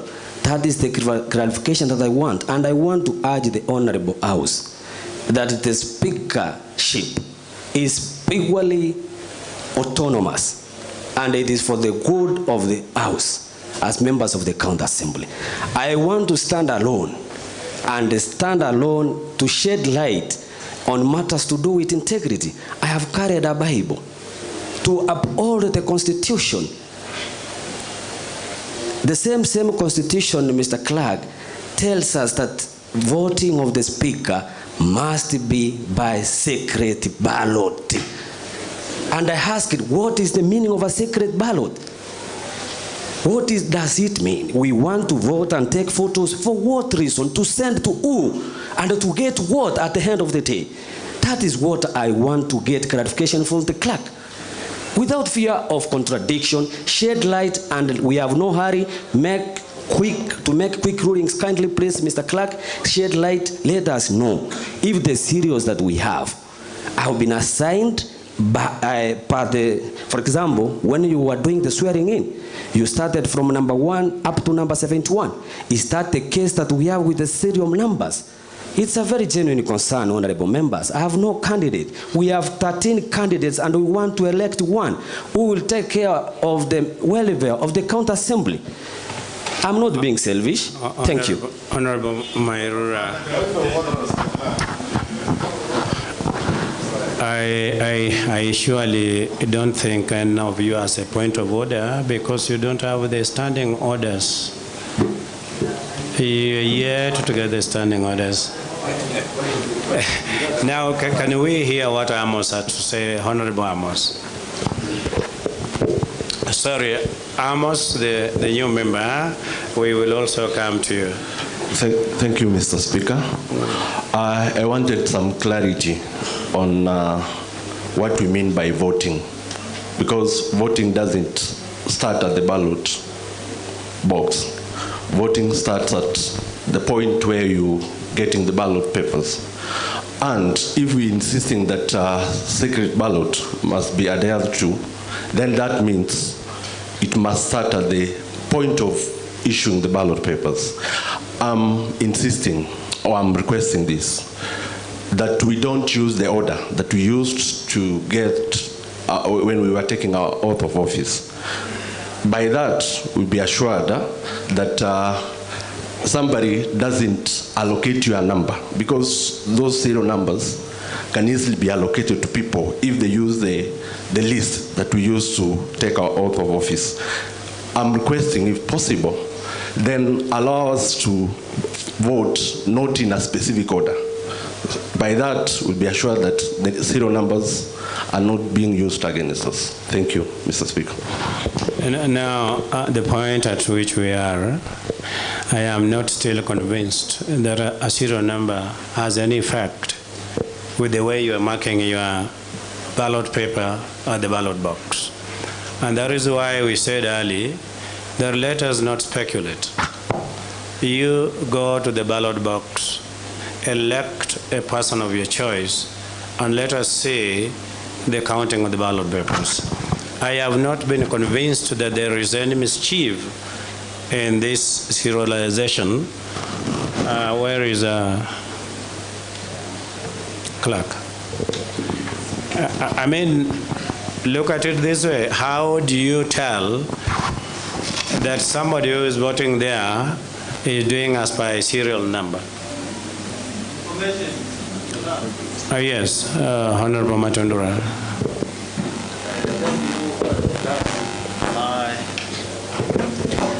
Thank you, Honorable Clerk.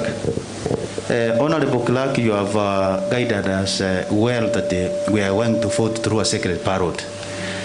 No, I'm being surprised by the Honorable Mairura. We are honorable members, and we are from the field, Mr. Speaker. It is recently that we conducted the general election, which was also conducted through the ballot box, Mr. Speaker, sir. Which also, through that process, the secret ballot, the Honorable Boss was elected as a member of Masimba Ward, Mr. Speaker. So I'm requesting that, Mr. Speaker, we proceed and do the voting of electing our Speaker without wasting time, Mr. Speaker. We are honorable members. Nobody is going to intimidate me, Honorable Speaker, in the way which I'm going to vote, because I am going there alone in the booth, Mr. Speaker, sir, to do my business of electing the Speaker of my choice. So, Speaker, using your power, direct us to go and vote. It seems, Mr. Speaker, sir, that now you are the one who is intimidating us by not allowing us not to go and vote. Thank you, Honorable Speaker. Honorable Member, I've been seeing your hand up, and then we'll come to Honorable Gugu. We'll close this matter. We have to proceed. Either way, we have to proceed. Thank you, Mr. Speaker. Now that we have not been inducted, no, Clerk, Mr. Clerk. Mr. Speaker. Allow me to rise on point of information because we have not been inducted on a point of orders. I'm requesting that you allow, or I want to concur with what Honorable Member Matundra has said. Yes. That it's really in the interest of time, 1, 2, you have the standing orders from your end. Kindly use them. Because what I'm seeing is that we are using a lot of speculations. The process is sacred. Let the members go there and vote. For one to vote seated, standing, or doing anything, that should not be a business to another person. As long as when I'm walking there, let me walk there on. Hello. Whatever I'm doing there, it should be for me. Kindly. It's for my business. Thank you.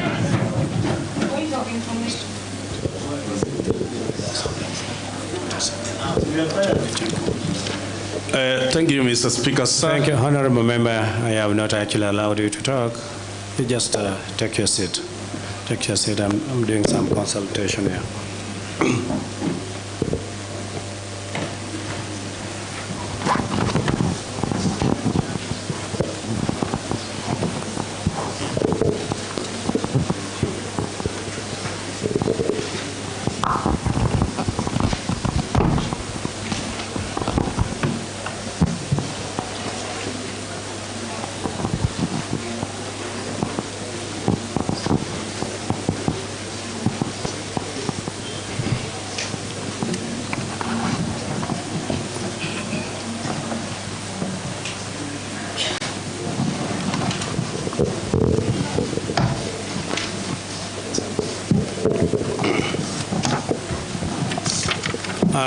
I want to conclude this matter by reading you Standing Order number 87, and I want you to listen carefully. 871, a member shall be responsible for the accuracy of any facts which the member alleges to be true and may be required to substantiate any such facts instantly. I have asked you to give me the facts, how a serial number is against secret balloting. I can confirm that you've not convinced me. I'm not persuaded that serial numbers are going to interfere with the secret ballot.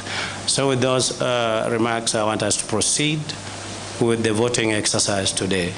Thank you very much. Clerk, can we begin using the list as we do normally? Point of order, Mr. Clerk.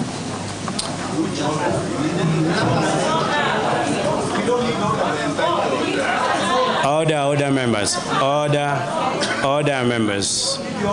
Order, members. Order, members. Order, members. And that language. Order, members.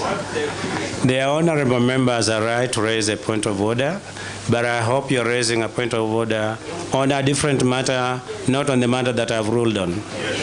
Yes. So, Honorable Mbachi, I hope we are not going back to the ruling I've made. Honorable Clerk, you yourself, you indicated that you were not aware the ballot papers were serialized. And you are supposed to be in charge of this process. Number two, you have already indicated. The member is on a point of order. Let him finish. Honorable Ndari. Give him time. I do not.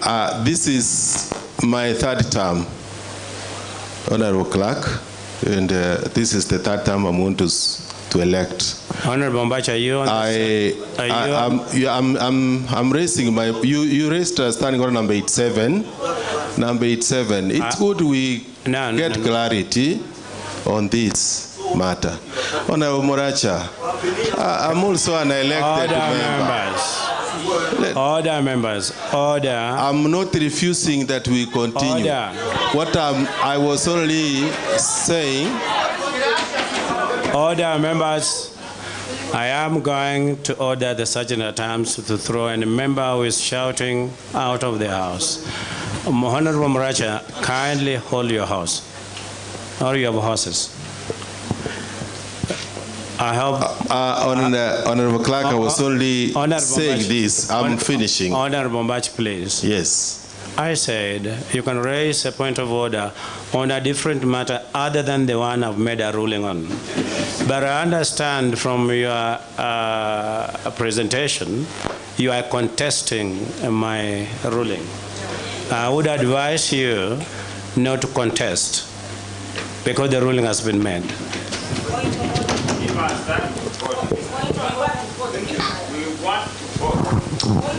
Are you on the same matter or a different matter? Yes, go ahead. Mr. Speaker, tell us your name as you. My name is Dolphin Bori. I share the same sentiments that my fellow honorable members have. But now on this matter, I'll come out right this way. If truly... Not this matter. No, not this matter. Give me a I am raising a matter that we should shuffle the papers. If that was not ruled, we only ruled on serial numbers. Let's shuffle the papers so that we vote and we go as per the standing order number 6, that this is a sacred ballot, that I don't see anything wrong with us shuffling the papers. Number 2, we have known where we have come from before. We have learned and we have been told. Honorable members, let's not keep making mistakes. I urge you all to sit down and rethink this decision that we are making. Kindly, let's reshuffle the papers so that we are all comfortable that this is a free and fair election. Thank you. Honorable member, I want to take you to the oath of office that you've taken. And I want to take you to the second last line. You say that I shall do right to all manner of persons according to the Constitution of Kenya and the laws and conventions of Parliament. Conventions of Parliament. So when you talk about shoveling, we are merely undoing the conventions. This is how these things are done. So let us proceed to vote. So can we go for the first clerk? Number 1. Just a minute.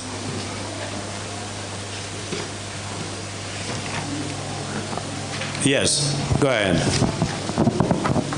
Number 1, Honorable Maisiba John Bati. And actually, before you issue that paper, we need to give further guidelines. Honorable members, Standing Order number 63 requires that the clerk shall issue not more than one ballot paper to each member who comes to the table to obtain it, and each member who comes to the table to obtain it. And each member who wishes to vote shall proceed to a booth or designated area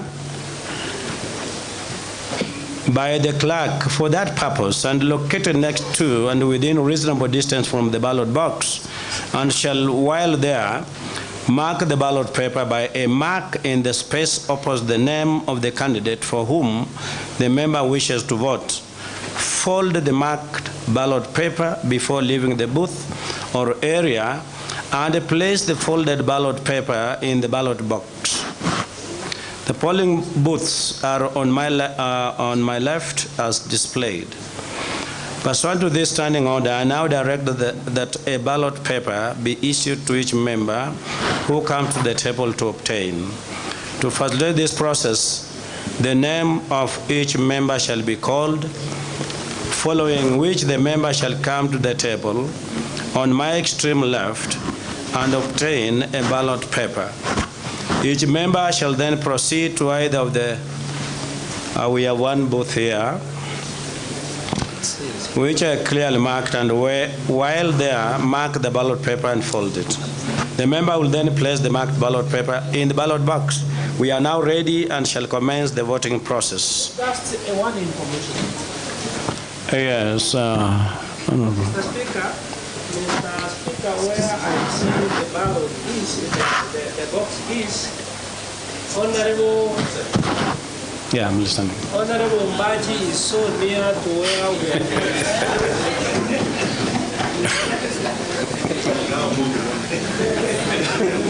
Yes. Why are you so much afraid of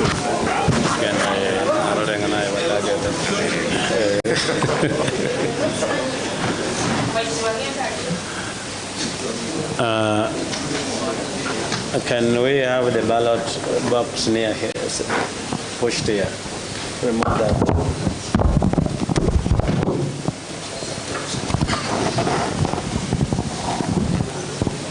Push it forward so that they can hide from this side.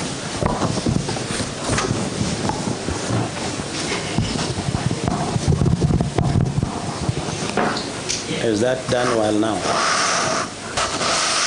I think we can do with what we have here now. Huh? Yes, you can go ahead and break the seal.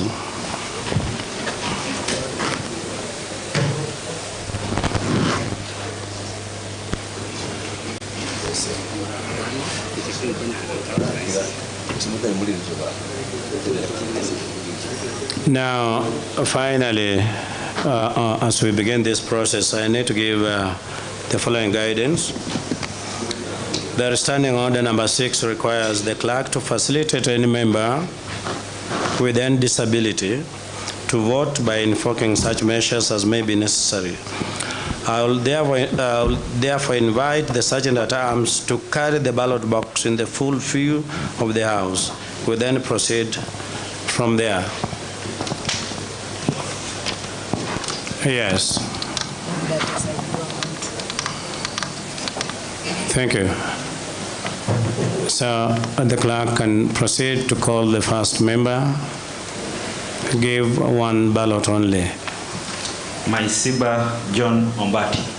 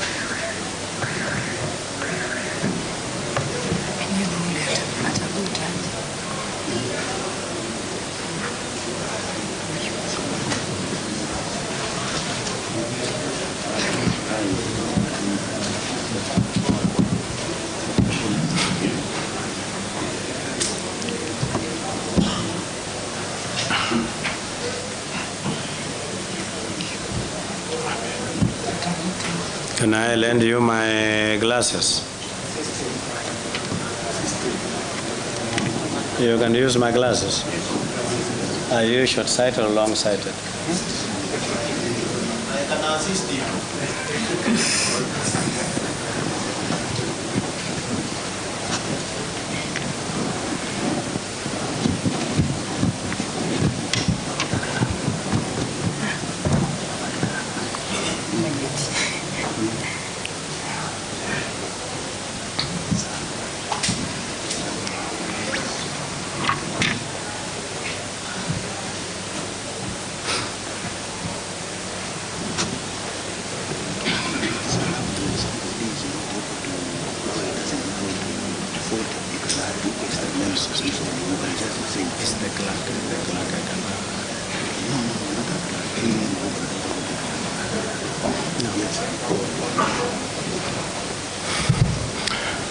Next.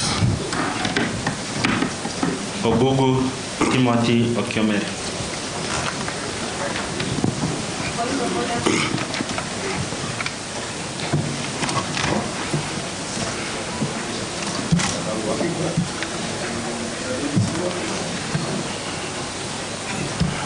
Let us do quickly.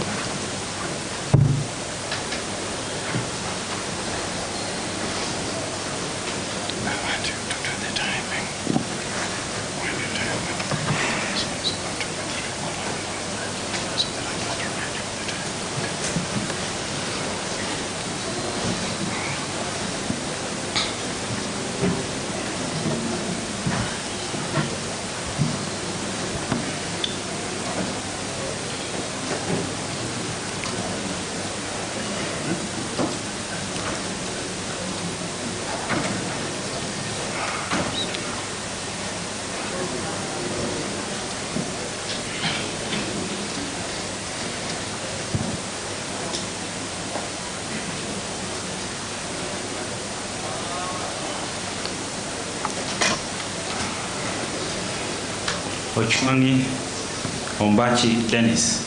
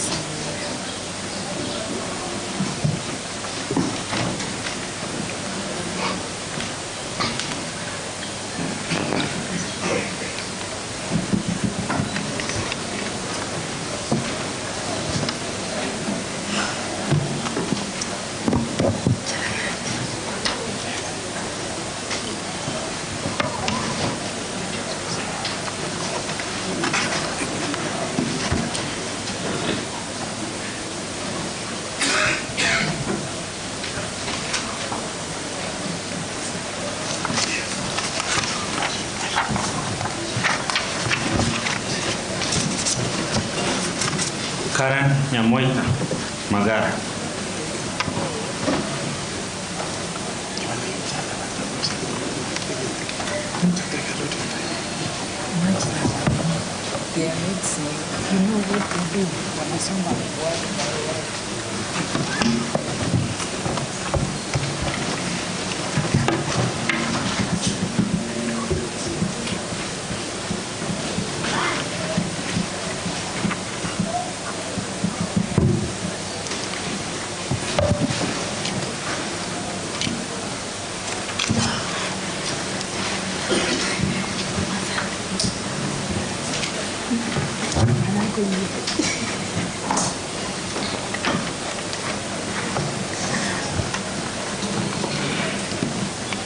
Malak Mainya Matar.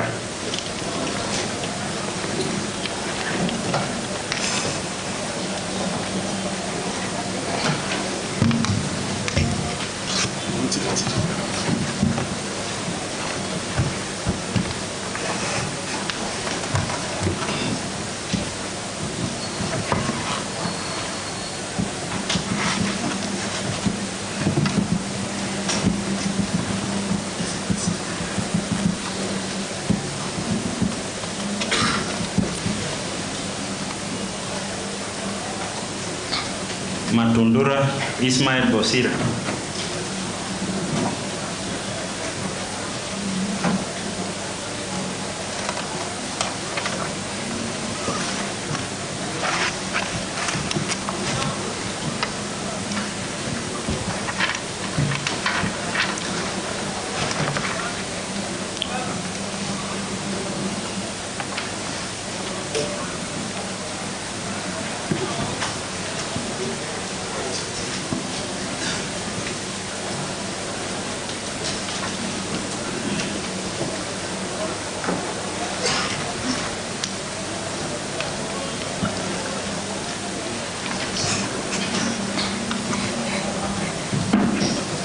Moracha Henry.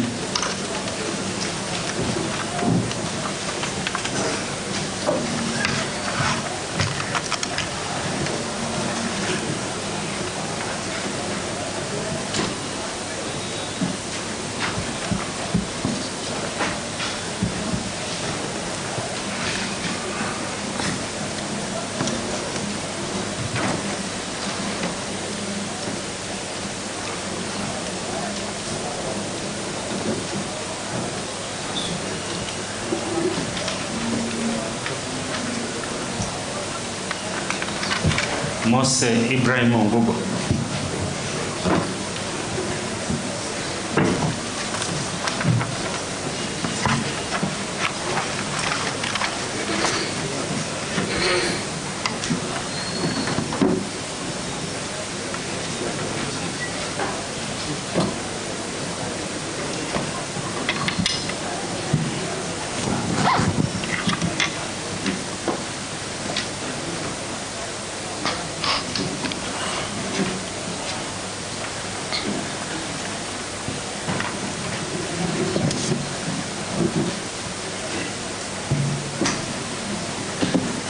Nyaranga Duke Samuel.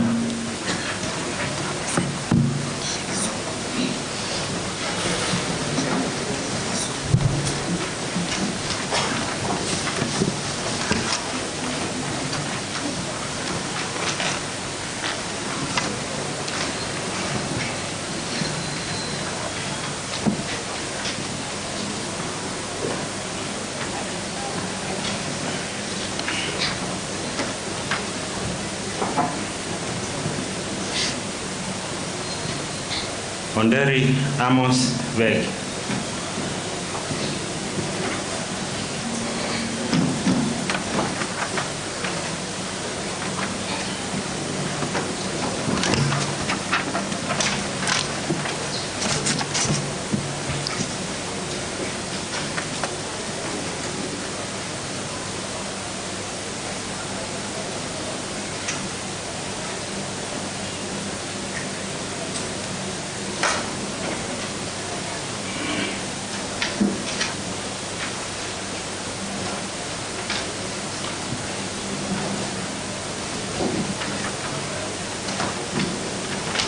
Onkoba Naftar Nyabere.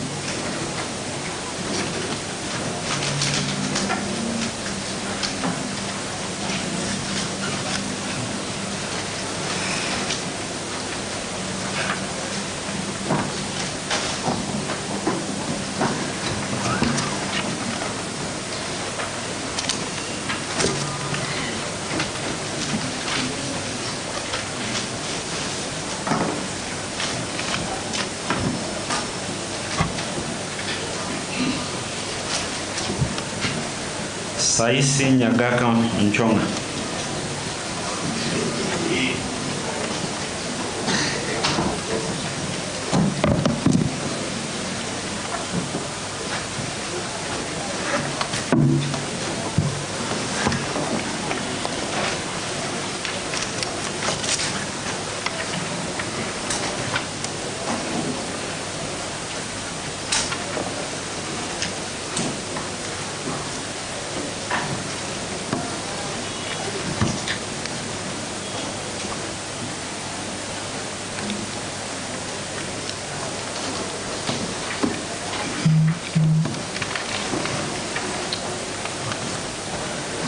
Arika Stevens.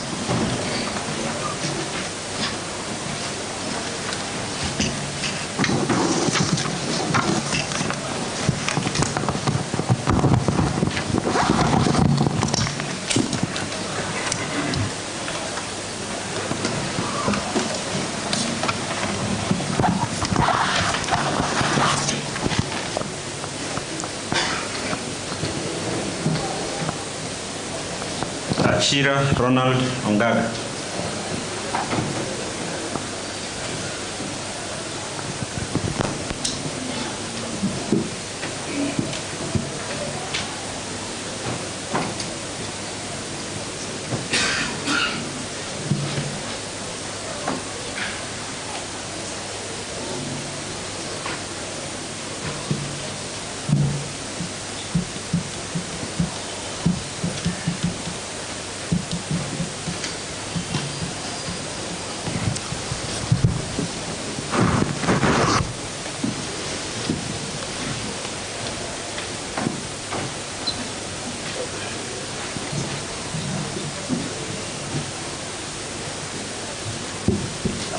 Alfred Asande Ongoro.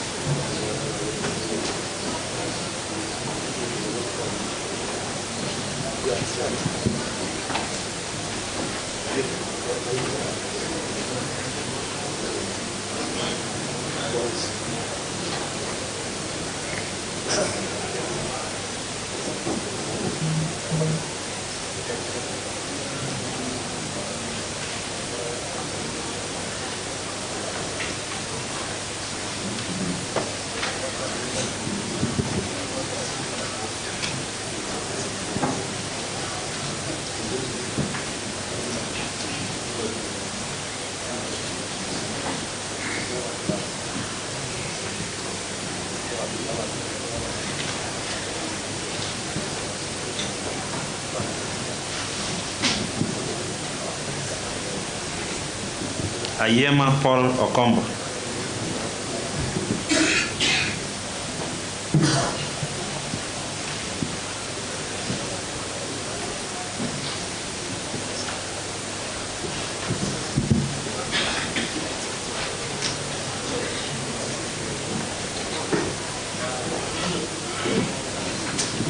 Bagaka Jacob Baronga.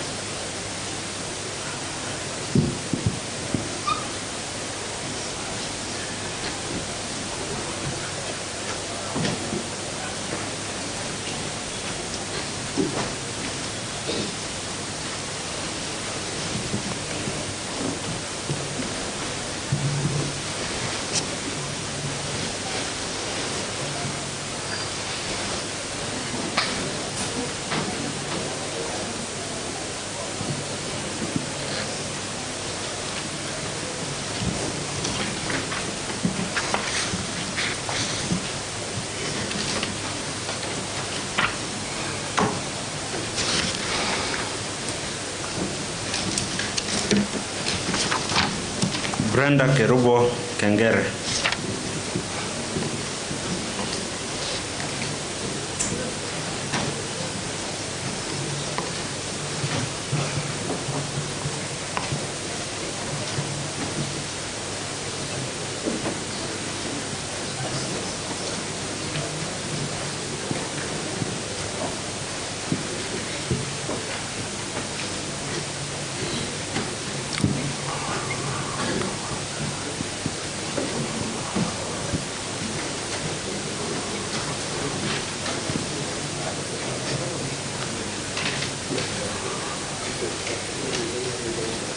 Damaris Nyanchoka.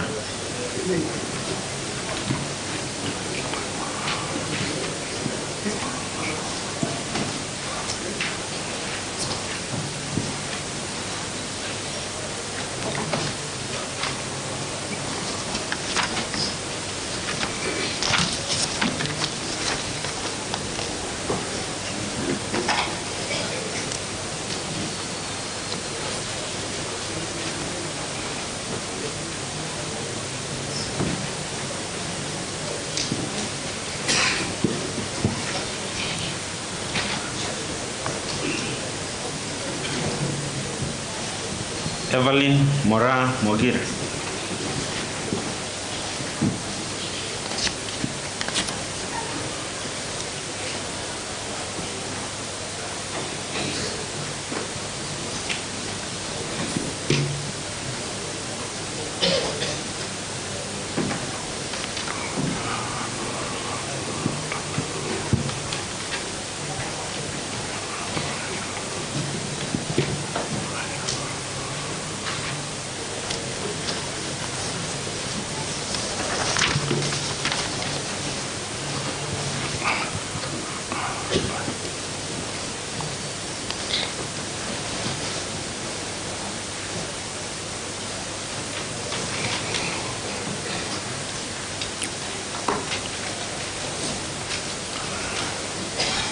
Faltuma Ibrahim Alio.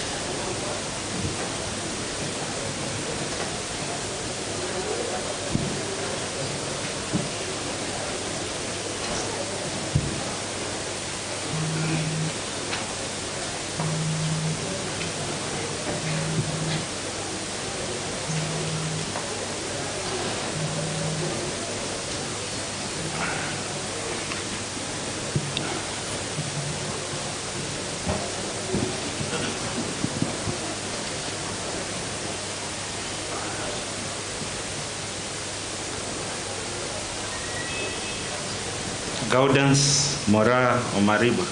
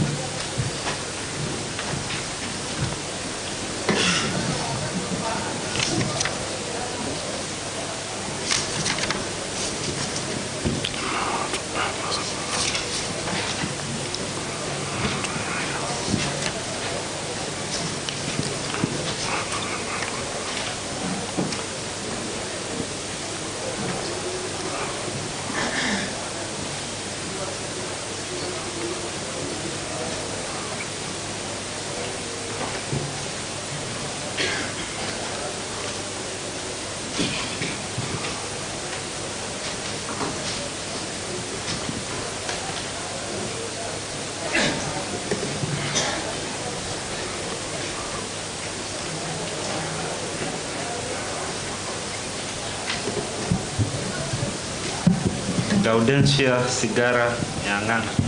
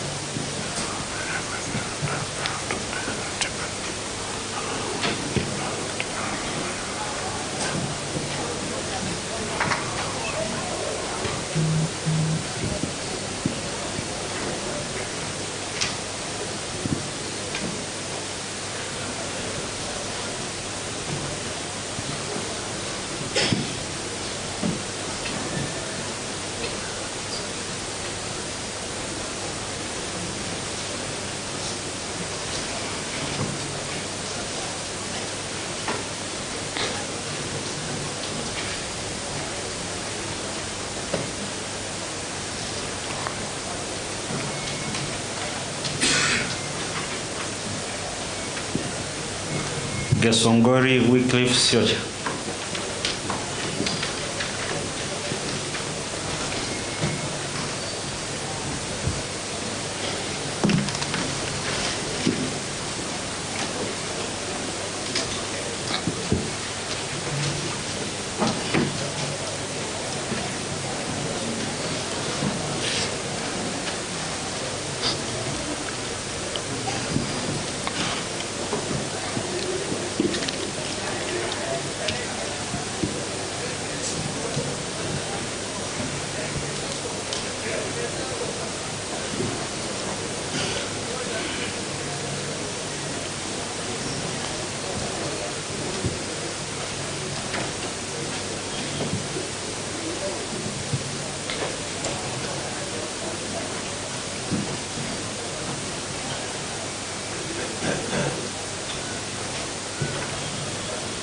Gichana Otachi Peter.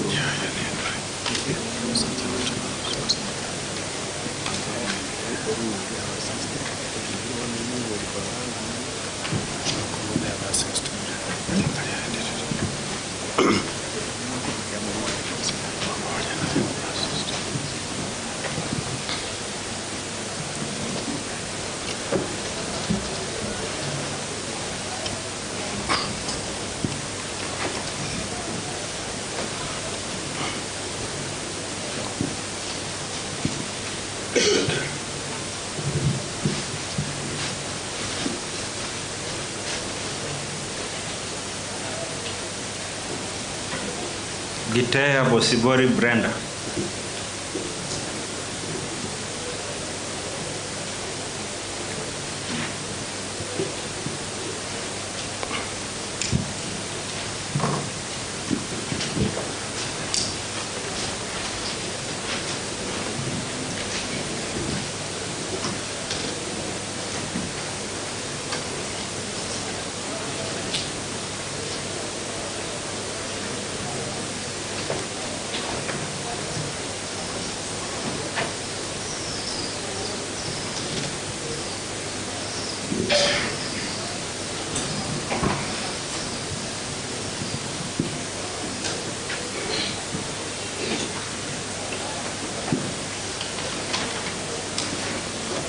Grace Bosibori Ongwae.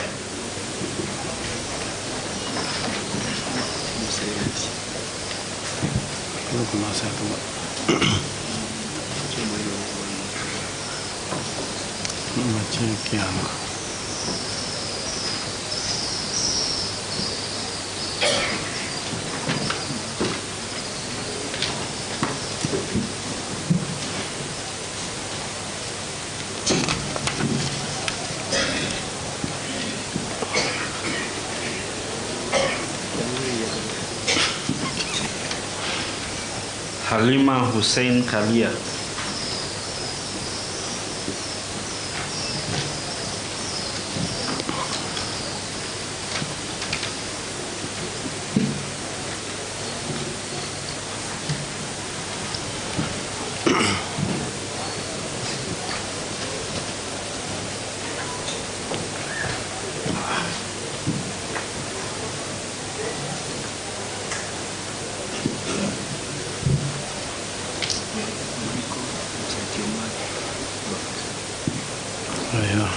Helen Nyamoita.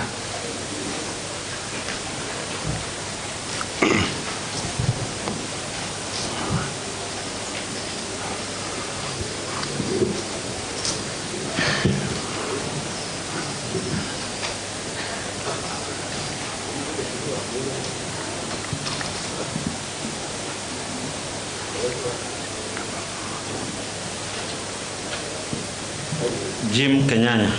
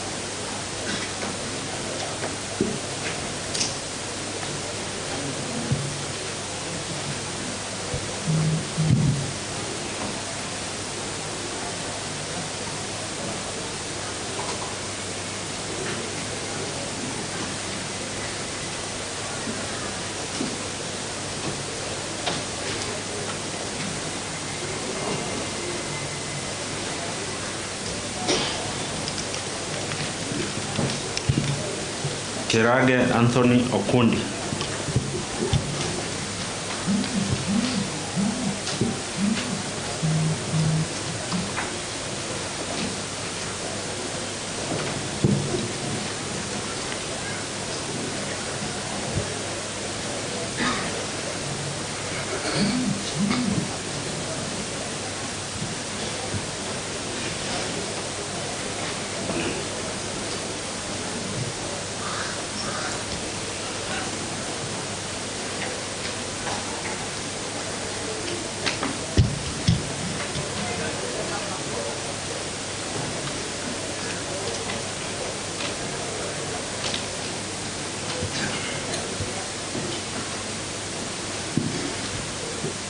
Kimori Masieka Jared.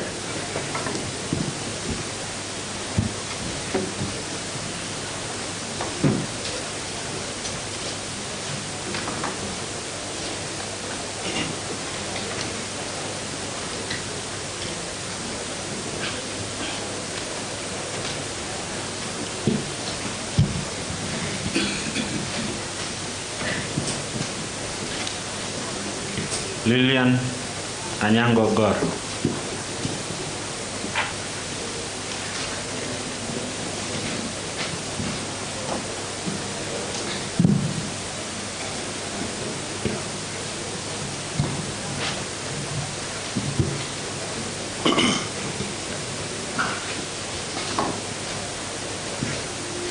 Lilian Nyakerario Omundi.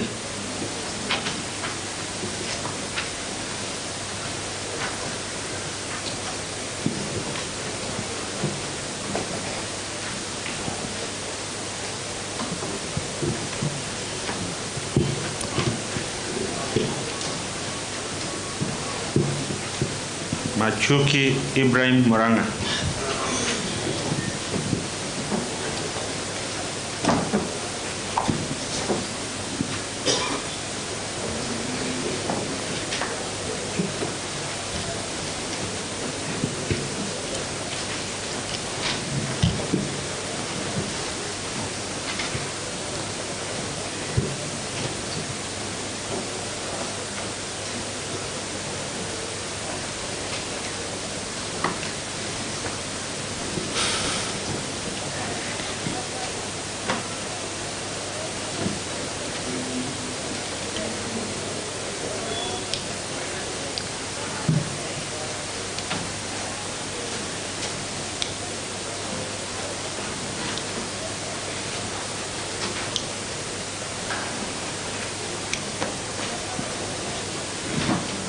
Makori Samuel Mauti.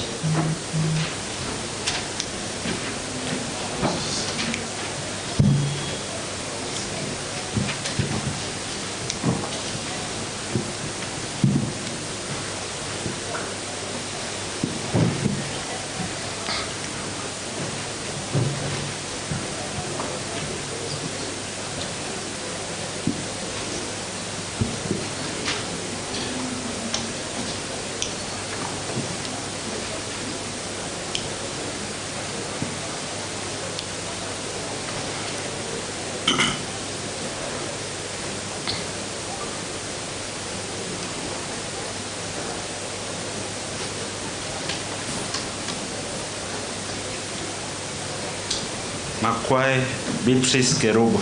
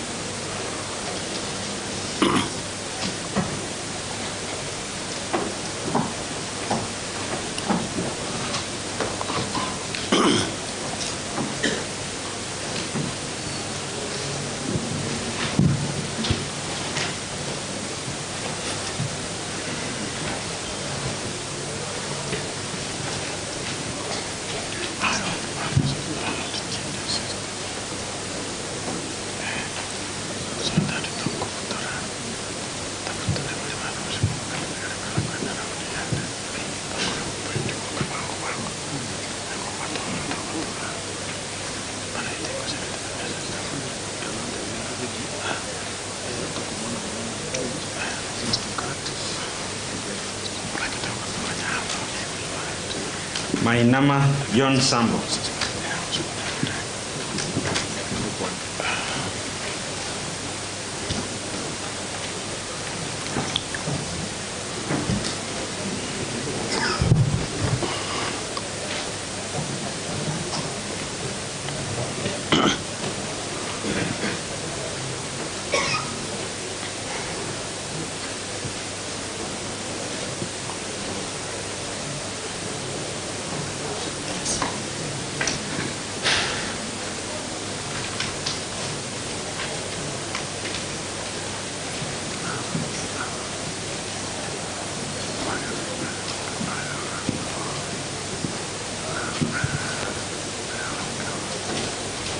Mairura Baus.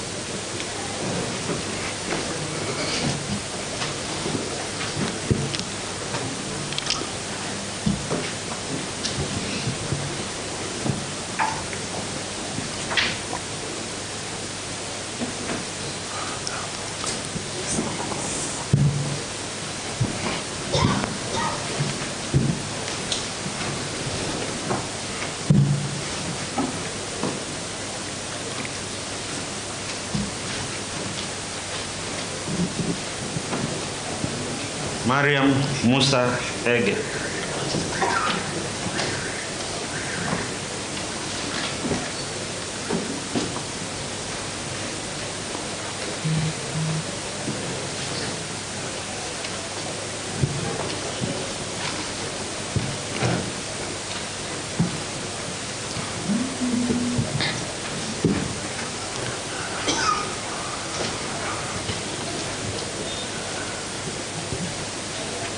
Michael Moseti Omari.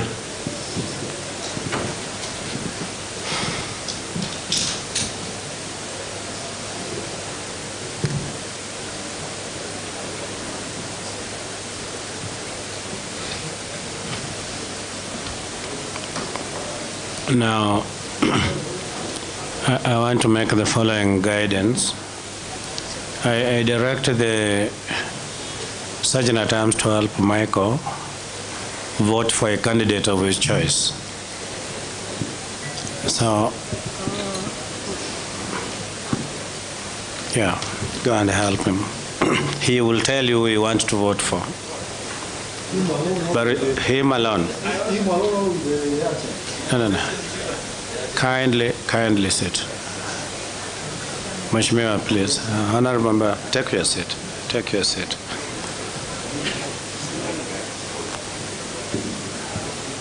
Which agent? Because the member doesn't have an agent. The agents will come for candidates for speaker. So it's only the sergeant at arms, one of them, that is going to assist him to vote. How can you trust the secretary?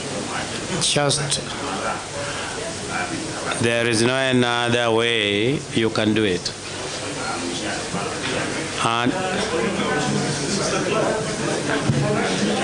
okay, I see then. Yes. Let me propose that the agents for candidates be present.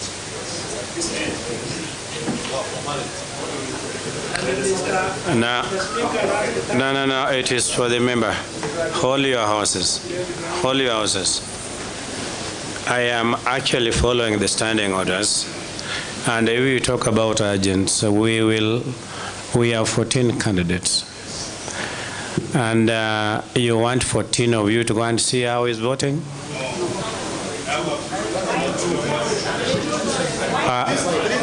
Just listen. Just listen. Just listen. Order. Order. The 3 order members. Order. Those 3 would be for candidates that he doesn't want to vote for. Now I have given a ruling, we'll use our officers. We're going to use one sergeant at a time to help the member vote for a candidate of his choice. Let us proceed. Only one sergeant at a time. And the sergeant at a time is warned from revealing which candidate the member has voted for.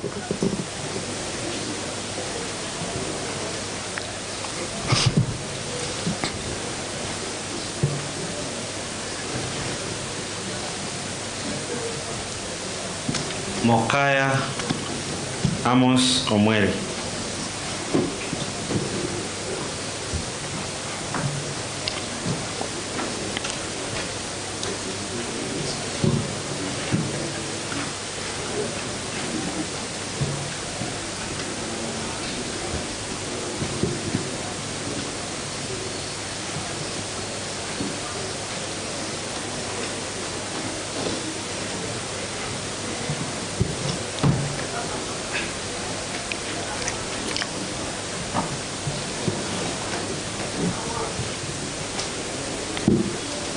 Moses Celestine Bonarel.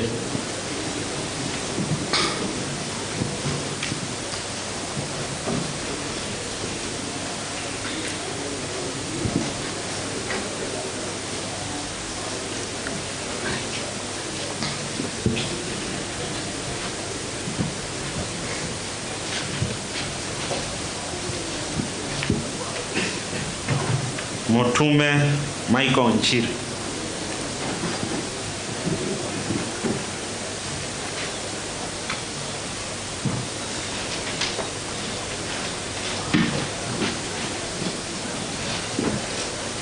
Nyabuto Dolphin Bwari.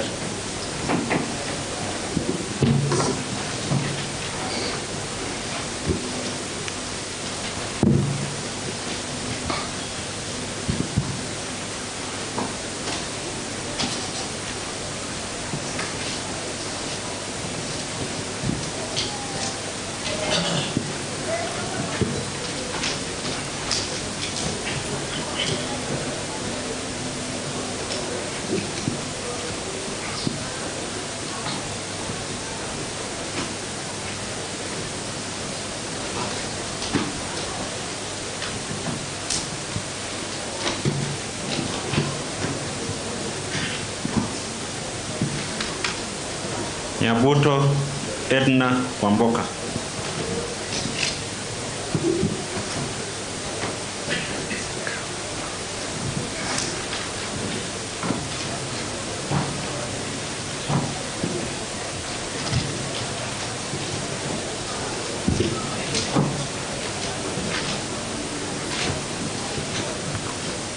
Nyambane Felix Ombati.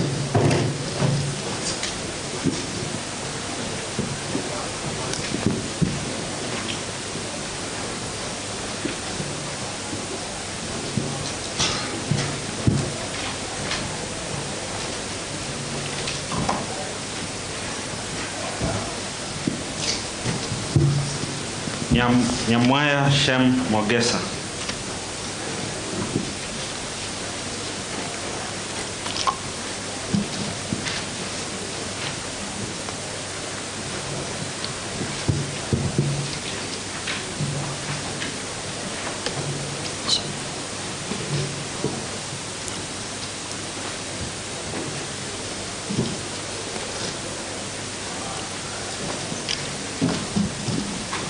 Obare Thomas Nyabar.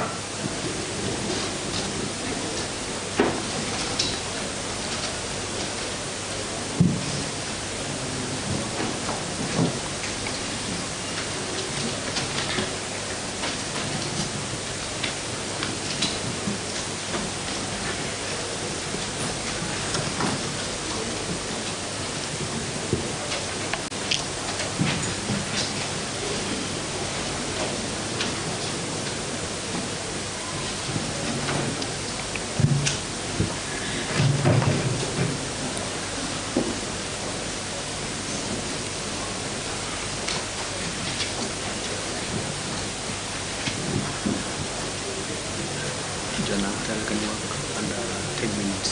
So this was also 15 minutes. 15 minutes. Yes.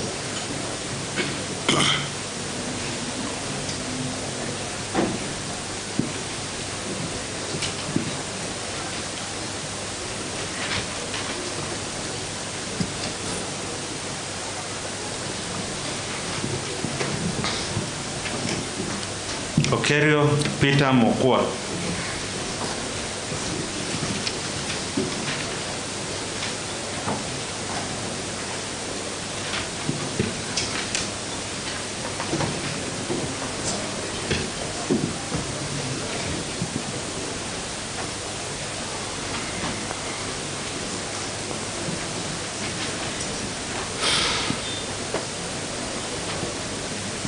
Omwamba Nicodemus Willie.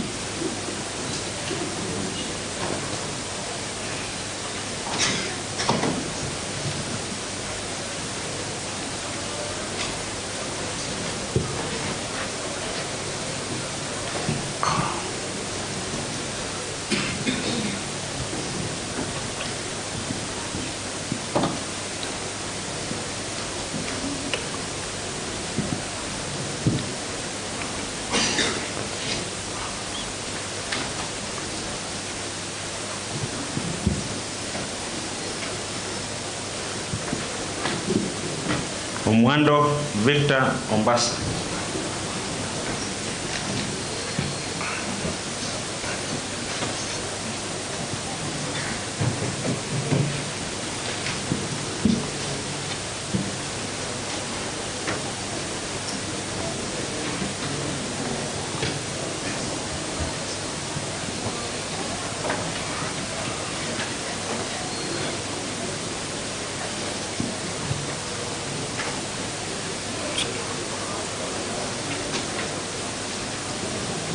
Ondari Joseph Sonya.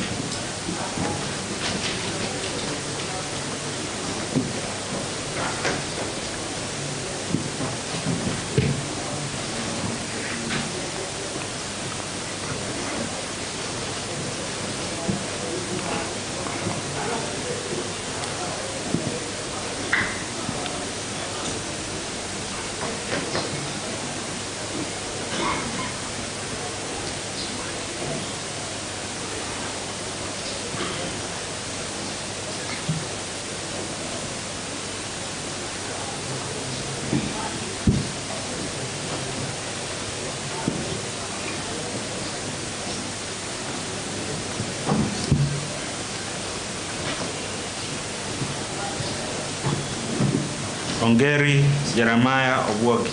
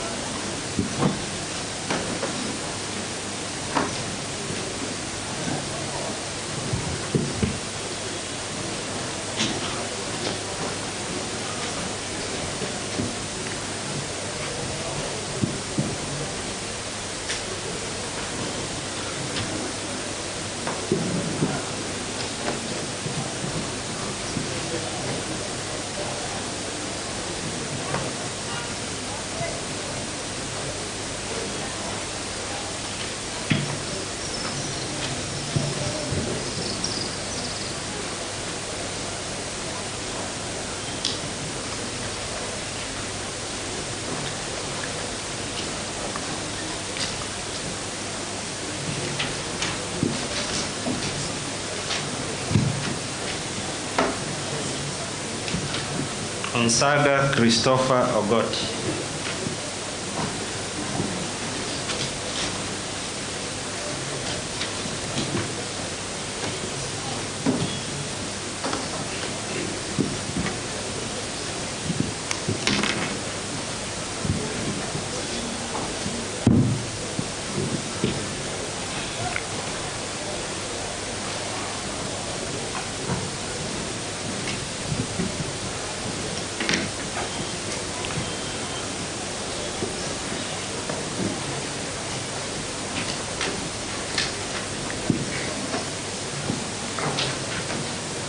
Onyangore Abuga Vincent.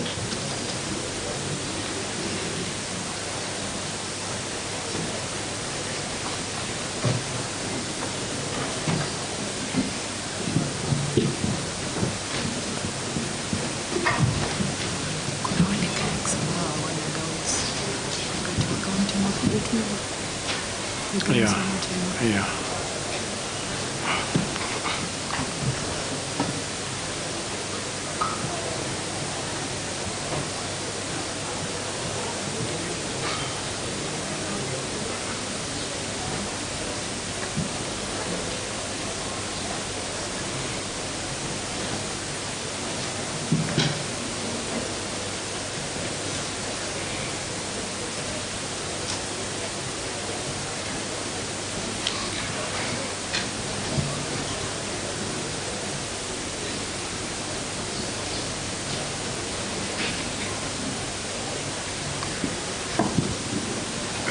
Orina Nicholas Anyona.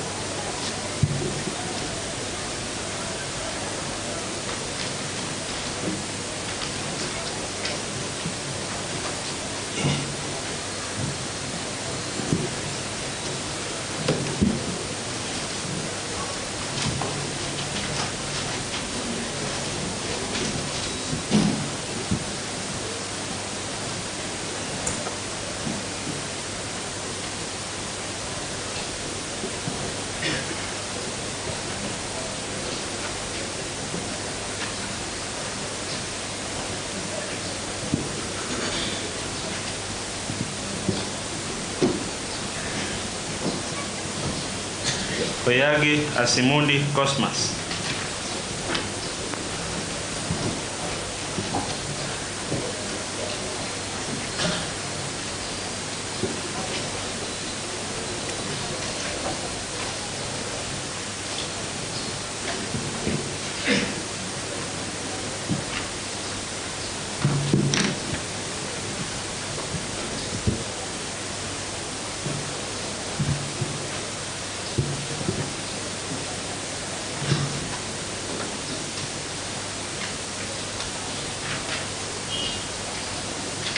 Oyari Joseph Rock.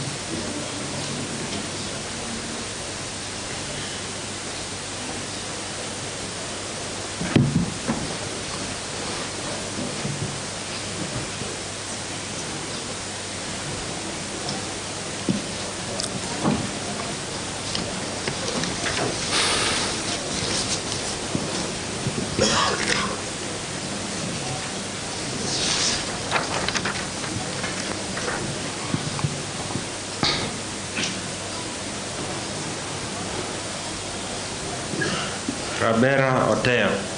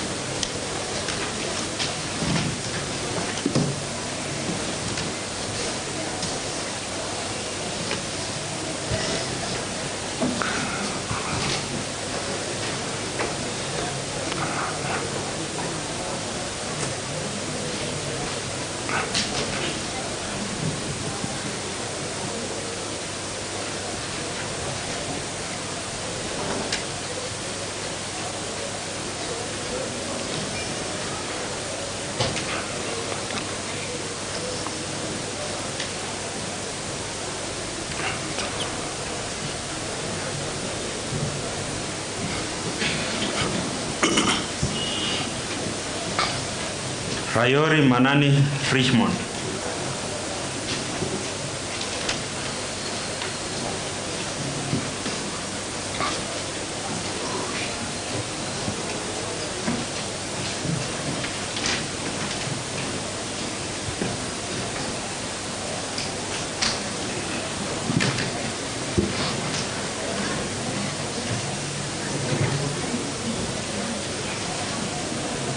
Ruth Nyagechang.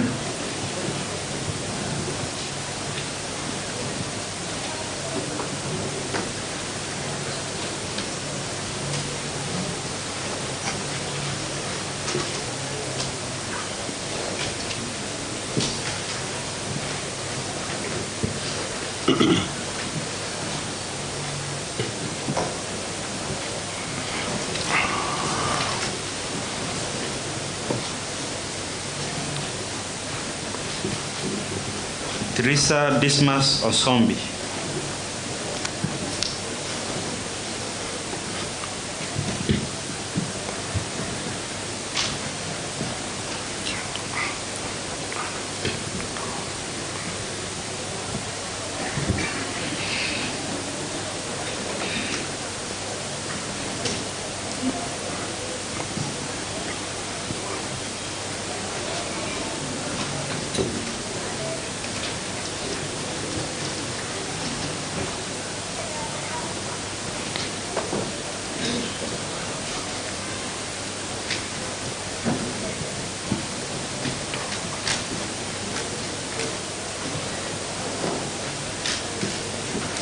Fanis Mora Nyambane.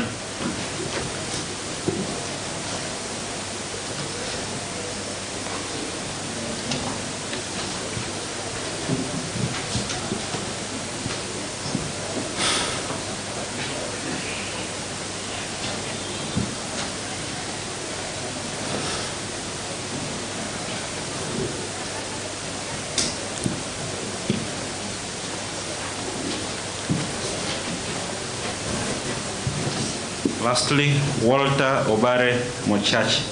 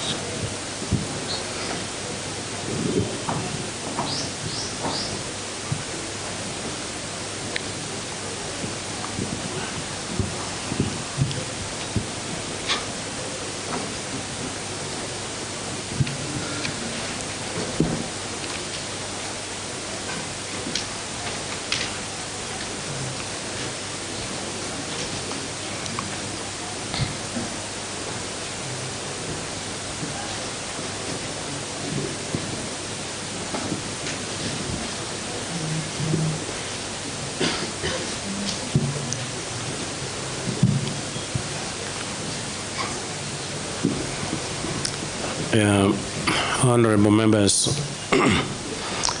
from our records, every member present has collected a ballot paper.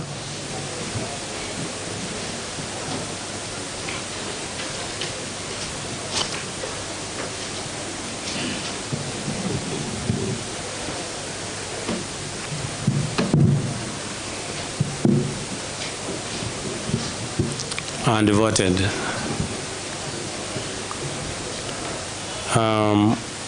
However, I still avail the opportunity for any member present who has not been called or who has not come down to collect a ballot paper and vote. There any member that has not voted? The last opportunity for any member who has not voted. Clerk. Mr. Speaker, all members have voted. Thank you. There being none, honorable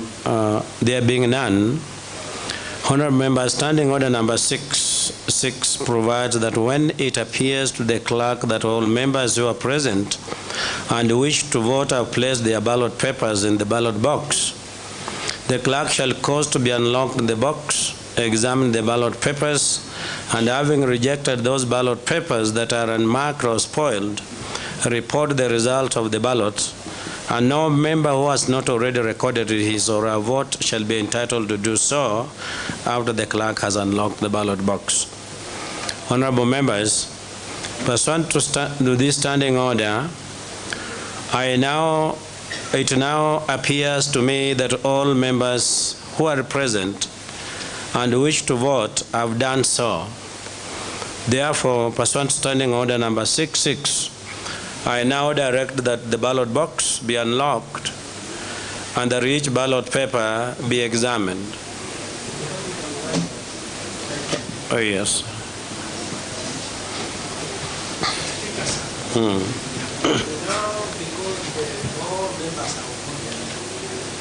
Don't touch the box.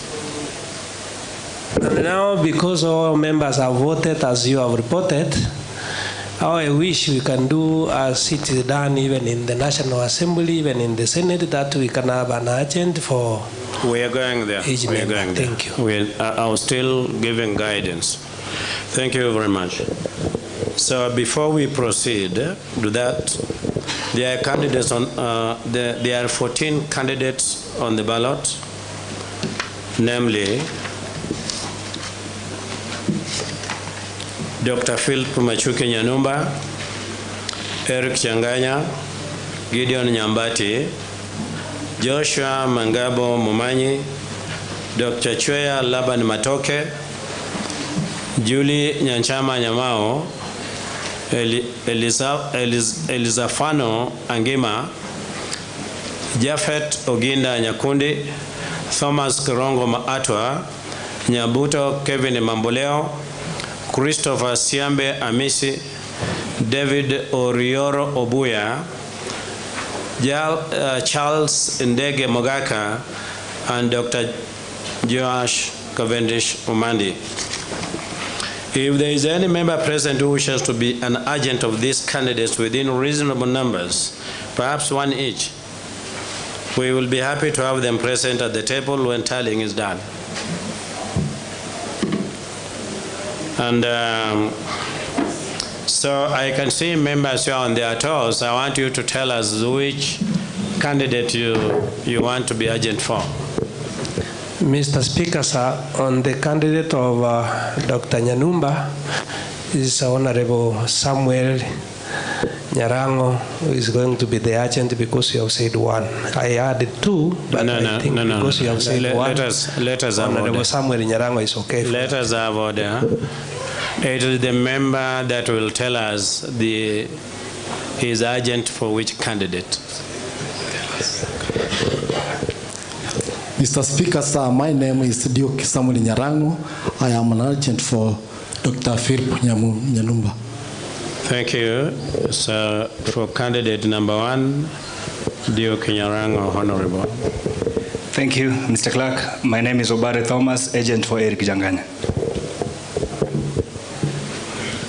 Obare Thomas for candidate number two. Another. Thank you, Mr. Speaker, sir. My name is Honorable Wilfred Monyenye Yoge. I'm the agent of Gideon Nyambati. Honorable Monyenye Yoge for candidate number 3, Gideon Nyambati. Any other? So it would appear like all the other candidates do not have agents. And if that is the case, then we need to proceed.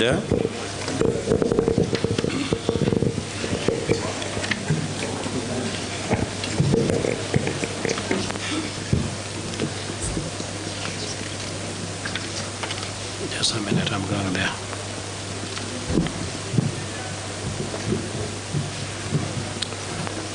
We are going to have the clerks of the county assembly to help in the counting, and each candidate is going to have one clerk. So that when you're sorting out the papers, when you're calling out the names, each clerk will stand for one candidate. Yes, let the clerks come in.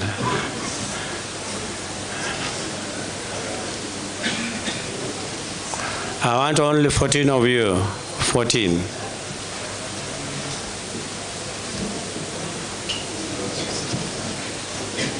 Let us designate which clerk stands in for candidate number 1.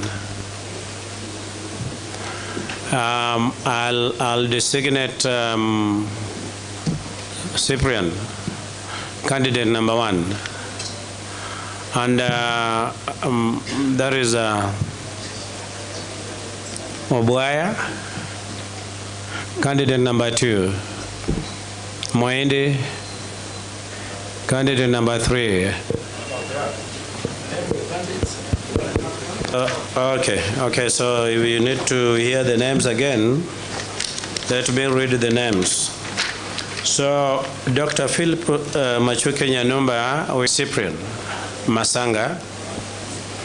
So, once you call the name, the ballot paper for Nyanumba, it is given to Cyprian.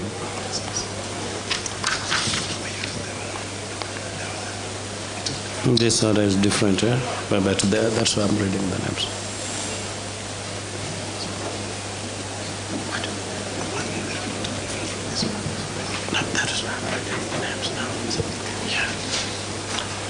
So we have Obuaya for Eric Janganya. Then we have Moende for Gideon Nyambati. We have Ntabo for Joshua Mangabo. We have Dr. Chea Laban, Nancy. We have Julie Nyanchama Nyamao, Omari. We have Elizafano Angima, Nora. We have Chafet Oginda Nyakundi, Grace, Thomas Kerongo Maatwa, Bosire, Nyabuto Kevin Mamboleo, Obara, Christopher Siambe Amisi, yes, Fred, Davis Orioro Obuya Ogendo, Charles Ndege Mogaka. We are not enough, so we'll designate one such a term. Abosire, you take for Charles Ndewa Mogaka, and then Dr. Choash Kafendish Omandi. Yes, that is Isabella. So I want one of you, once we open the ballot box, to, once you open the ballot box, you show and then call the name of the one, the candidate that has been marked. If it is Dr. Nyanumba, you say Dr. Nyanumba, show around, then give to the correct clerk. So I think from that point on, we will, I'll now direct that the box be unlocked. If we are already unlocked the box, the contents will then be emptied, and there will be a clerk each to take the votes for each candidate, as we have said. One clerk will call out and display each ballot paper prominently and say aloud the person for whom the ballot paper is marked. I think I've already given those instructions.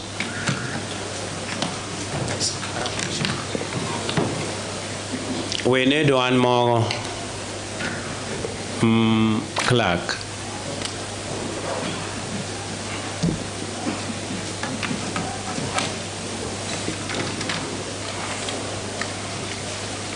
Who is this guy?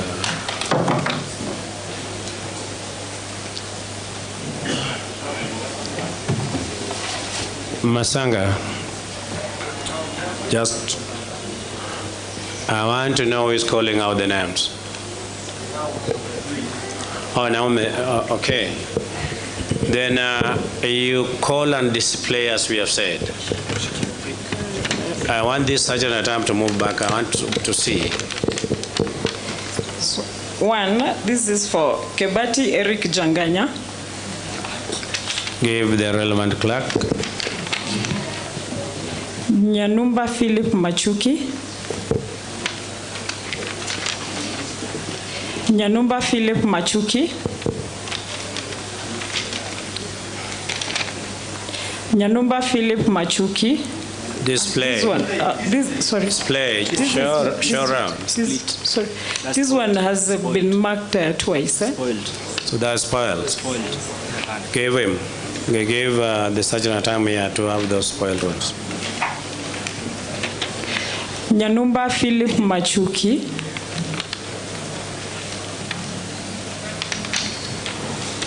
Honorable member, please. Have a seat. Shmir. Nyanumba Philip Machuki.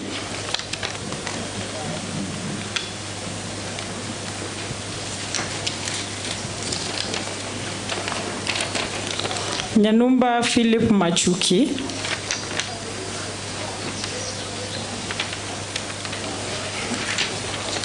Nyanumba Philip Machuki.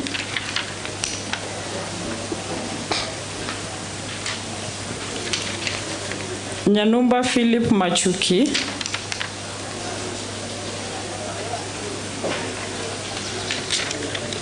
Kebati Eric Janganya.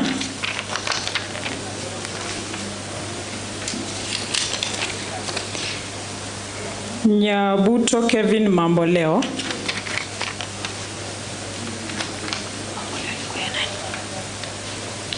Who was holding? Okay.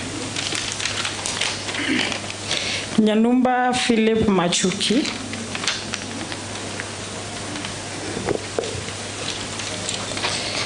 Nyanumba Philip Machuki.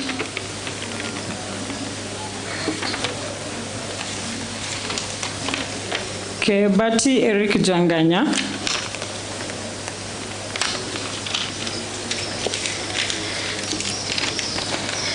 Nyanumba Philip Machuki.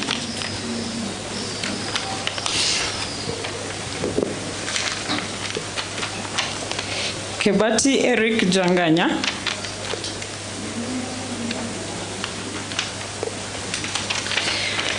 Kebati Eric Janganya.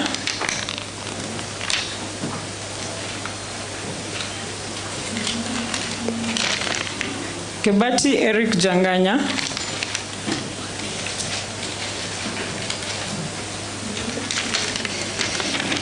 Kebati Eric Janganya.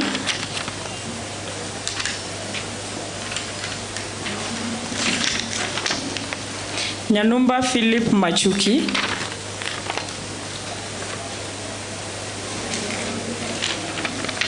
Nyanumba Philip Machuki.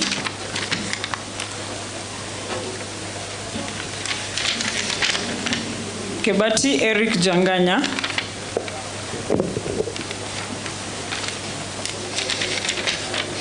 Nyanumba Philip Machuki.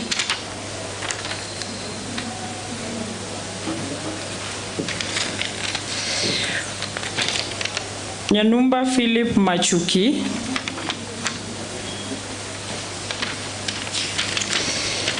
Kebati Eric Janganya.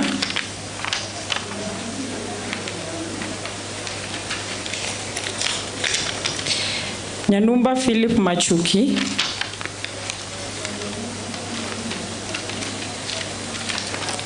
Nyanumba Philip Machuki.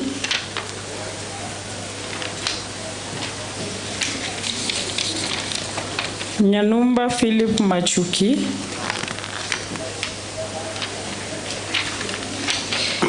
Nyanumba Philip Machuki.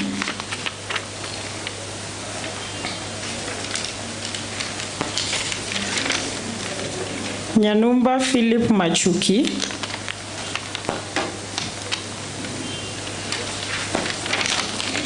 Nyanumba Philip Machuki.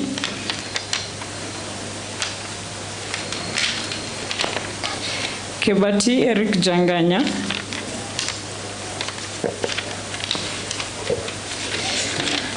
Kibati Eric Janganya.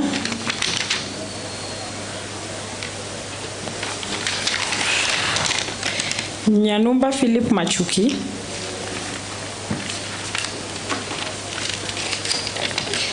Nyanumba Philip Machuki.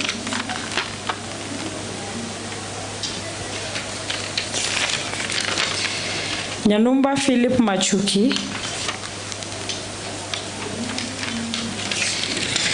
Nyanumba Philip Machuki.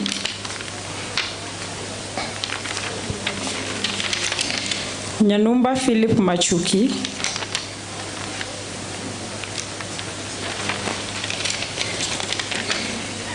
Nyanumba Philip Machuki.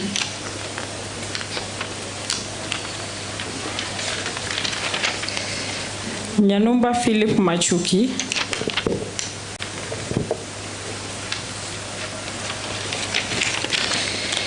Nyanumba Philip Machuki.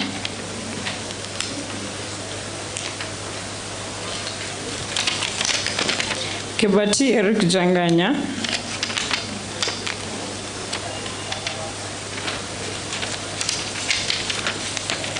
Nyanumba Philip Machuki.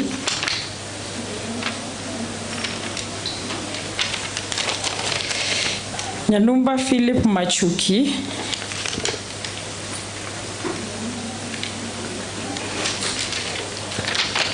Nyanumba Philip Machuki.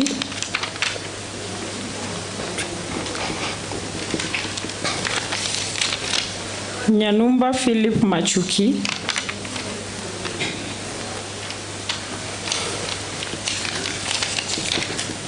Nyanumba Philip Machuki.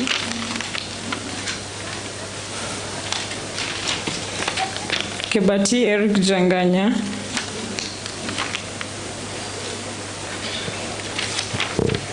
Nyanumba Philip Machuki.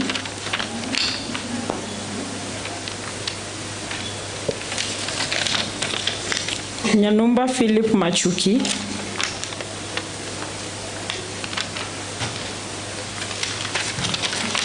Nyanumba Philip Machuki.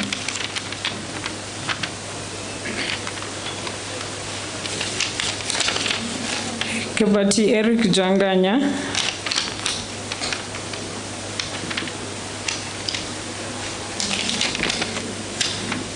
Kibati Eric Janganya.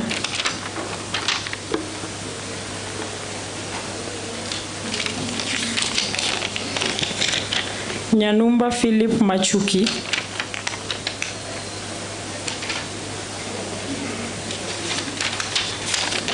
Nyanumba Philip Machuki.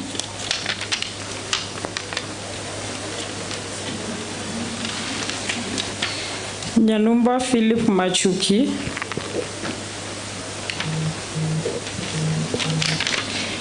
Kibati Eric Janganya.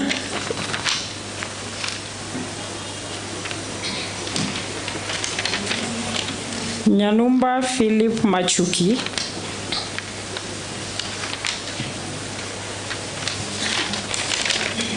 Nyanumba Philip Machuki.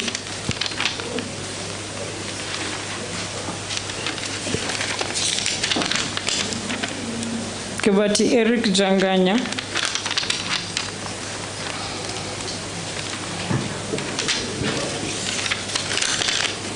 Nyanumba Philip Machuki.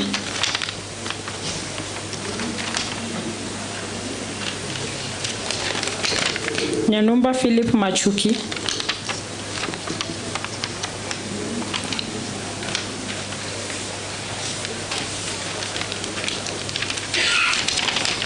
Nyanumba Philip Machuki.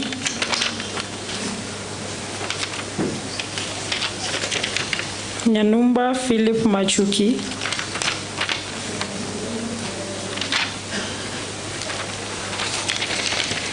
Nyanumba Philip Machuki.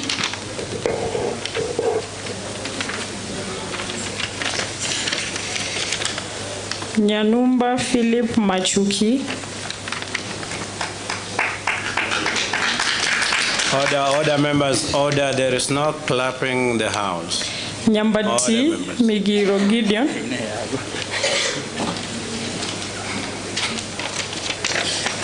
Kibati Eric Janganya.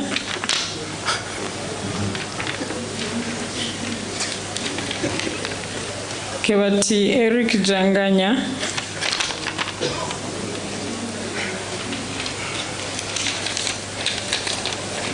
Kibati Eric Janganya.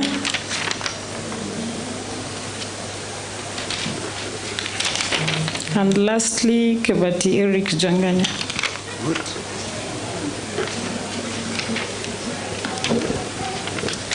I will now direct that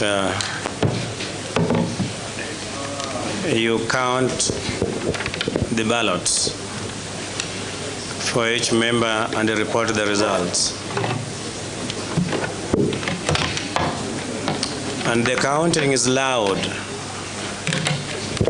So let us begin. For Nyanumba Philip Machuki, 1, 2, 3, 4, 5, 6, 7, 8, 9, 10, 11, 12, 13, 14, 15, 16, 17, 18, 19, 20, 21, 22, 23, 24, 25, 26, 27, 28, 29, 30, 31, 32, 33, 34, 35, 36, 37, 38, 39, 40, 41, 42, 43, 44, 45, 46, 47. Thank you. That is for Dr. Nyanumba. This one is fine. Can we also report for Eric Changanya? For Eric, Kibati Eric Changanya. 1, 2, 3, 4, 5, 6, 7, 8, 9, 10, 11, 12, 13,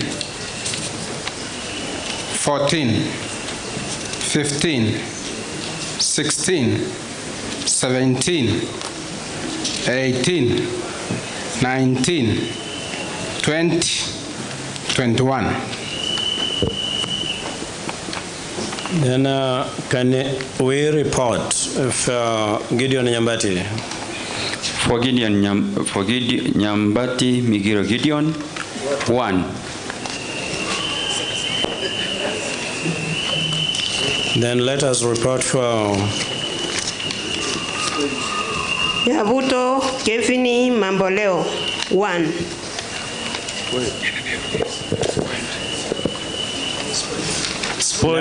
Spoiled 1. No. Let us report for all the members. 0 is also a number. Choswa Momanyi, 0. David Orioro Obuya, 0. Choya Laban Matoke, 0. Ogande.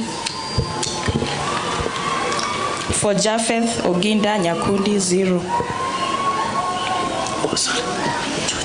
No, Thomas Karongo. For Thomas Karongo, Matwa, 0.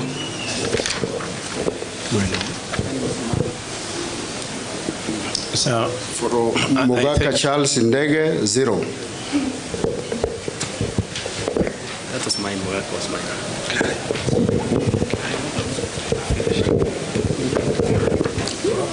Nyanchama Chuli Nyamau, 0.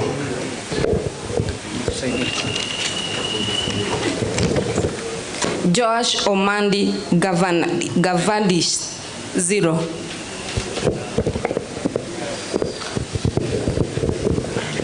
Christopher Amisi, 0.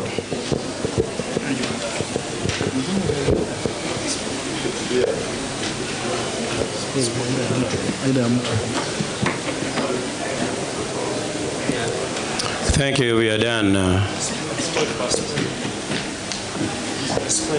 Spoiled one. Yes.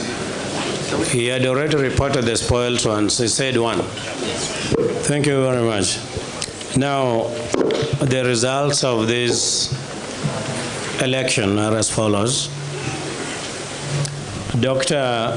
Philip Nyanumba garnered 47 votes, and Eric Changanya got 21. Gideon Nyambati got 1 vote. 1 vote was spoiled, the rest got 0. And the honorable members, standing order number 7.1 provides that a person shall not be elected unless the person is supported in a ballot by the votes of 2/3 of all the members. That is unless supported by the votes of 47 members. When you calculate the composition of a county assembly, 2/3 of 71 is 47.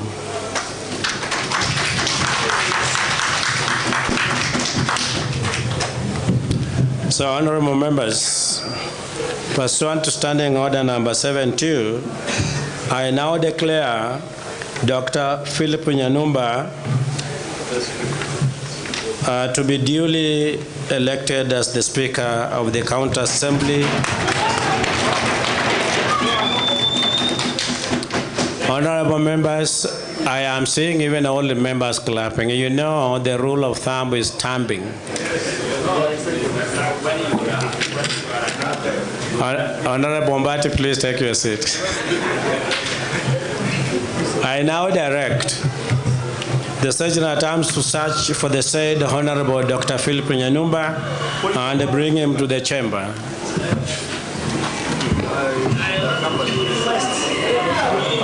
Yeah. What's the order?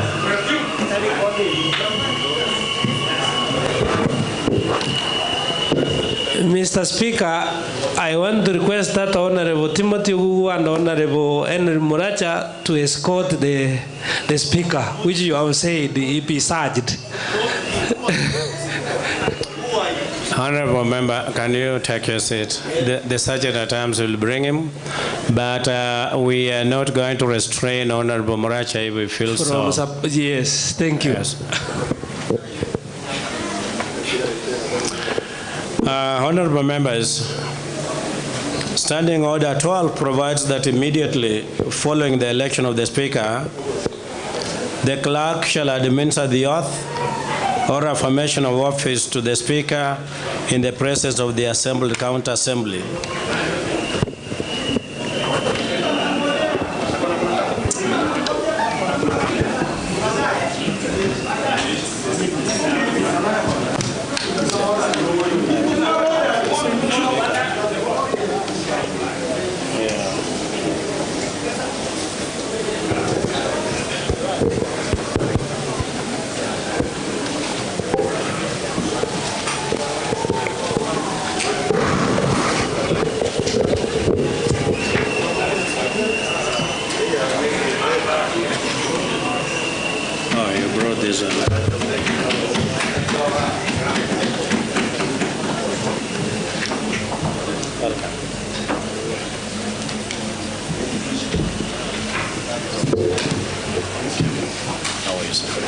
Welcome and congratulations. Now you have them back. Put your left hand on, you raise it by the right hand. Go to this angle. Then read here your full names and then read. Just read everything. I, Dr. Philip Nyamira, having been elected as a Speaker of the County Assembly of Kisii County, do solemnly affirm that I shall always, truly and diligently serve the people and the Republic of Kenya in the office of the Speaker of the County Assembly in Kisii County. That I shall respect, uphold, preserve, protect, and defend this Constitution of the Republic of Kenya. I shall do right to all manner of persons in accordance with the Constitution of Kenya and the laws and the conventions of Parliament without fear or favor, affection or ill health. So help me God.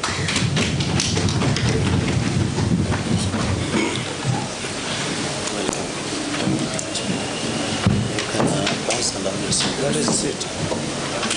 You can see.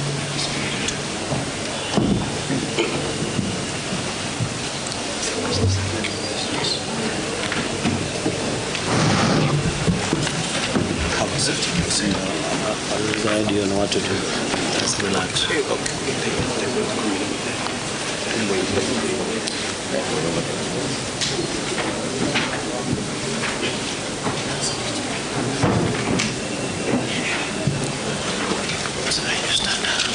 What happened to you? Yes. It's not difficult.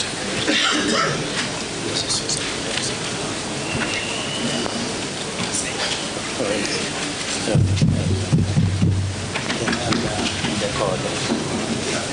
Bring the card. Thank you.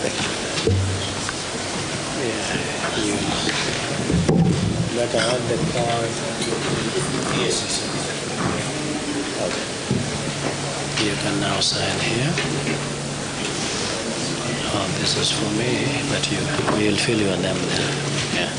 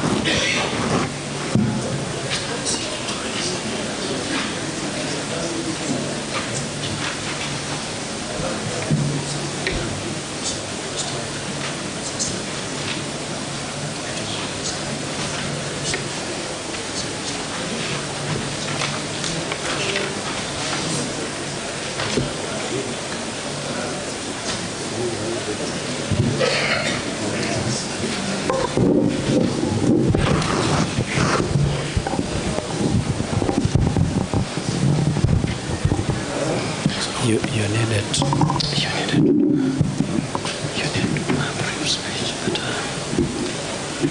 I can do it. I can brief speech. Yeah, go ahead. You do a brief speech, then you can write this.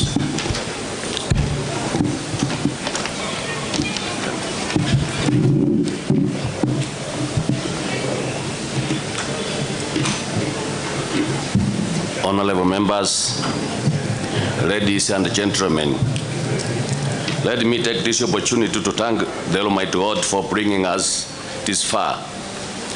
I sincerely want to thank the honorable members of this third Assembly of Kisii for electing me as the 30th Speaker of this great county. I stand before you with humility and gratitude because you did this by merit and God's will. Formalization of this process lays a foundation of democracy and offers the people of Kisii an opportunity to discuss policies, implement them, amend some through the members of the County Assembly. I want to congratulate the members of this House for being elected and nominated.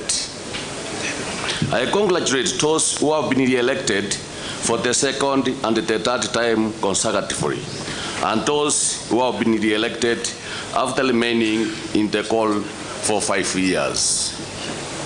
Your election to this county assembly demonstrates clearly the faith, confidence the people of Kisii have on you to serve, transform, improve their welfare and their well-being. Relatively to this, I also want to congratulate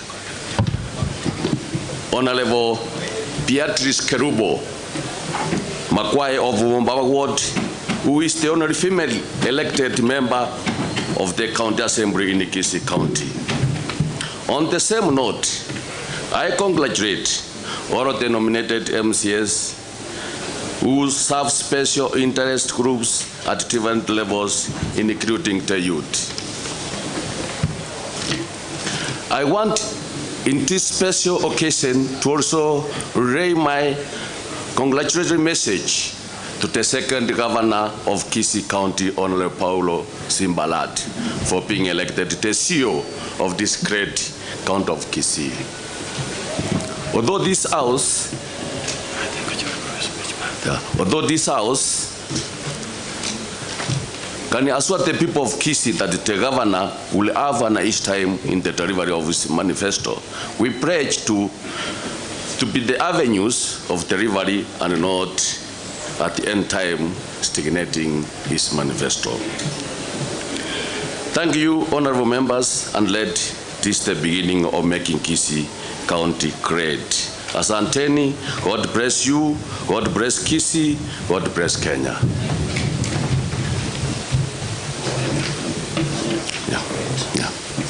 Honorable members, standing order number 10 requires that immediately the results are declared or the ballot papers used in the election of the speaker shall be packed and sealed in the presence of the county assembly and kept in custody of the clerk for a period of 6 months and should thereafter be destroyed. Honorable members, the clerk shall now proceed to pack and seal all the ballot papers on election of the speaker for the safety custody in compliance with the standing order number 10.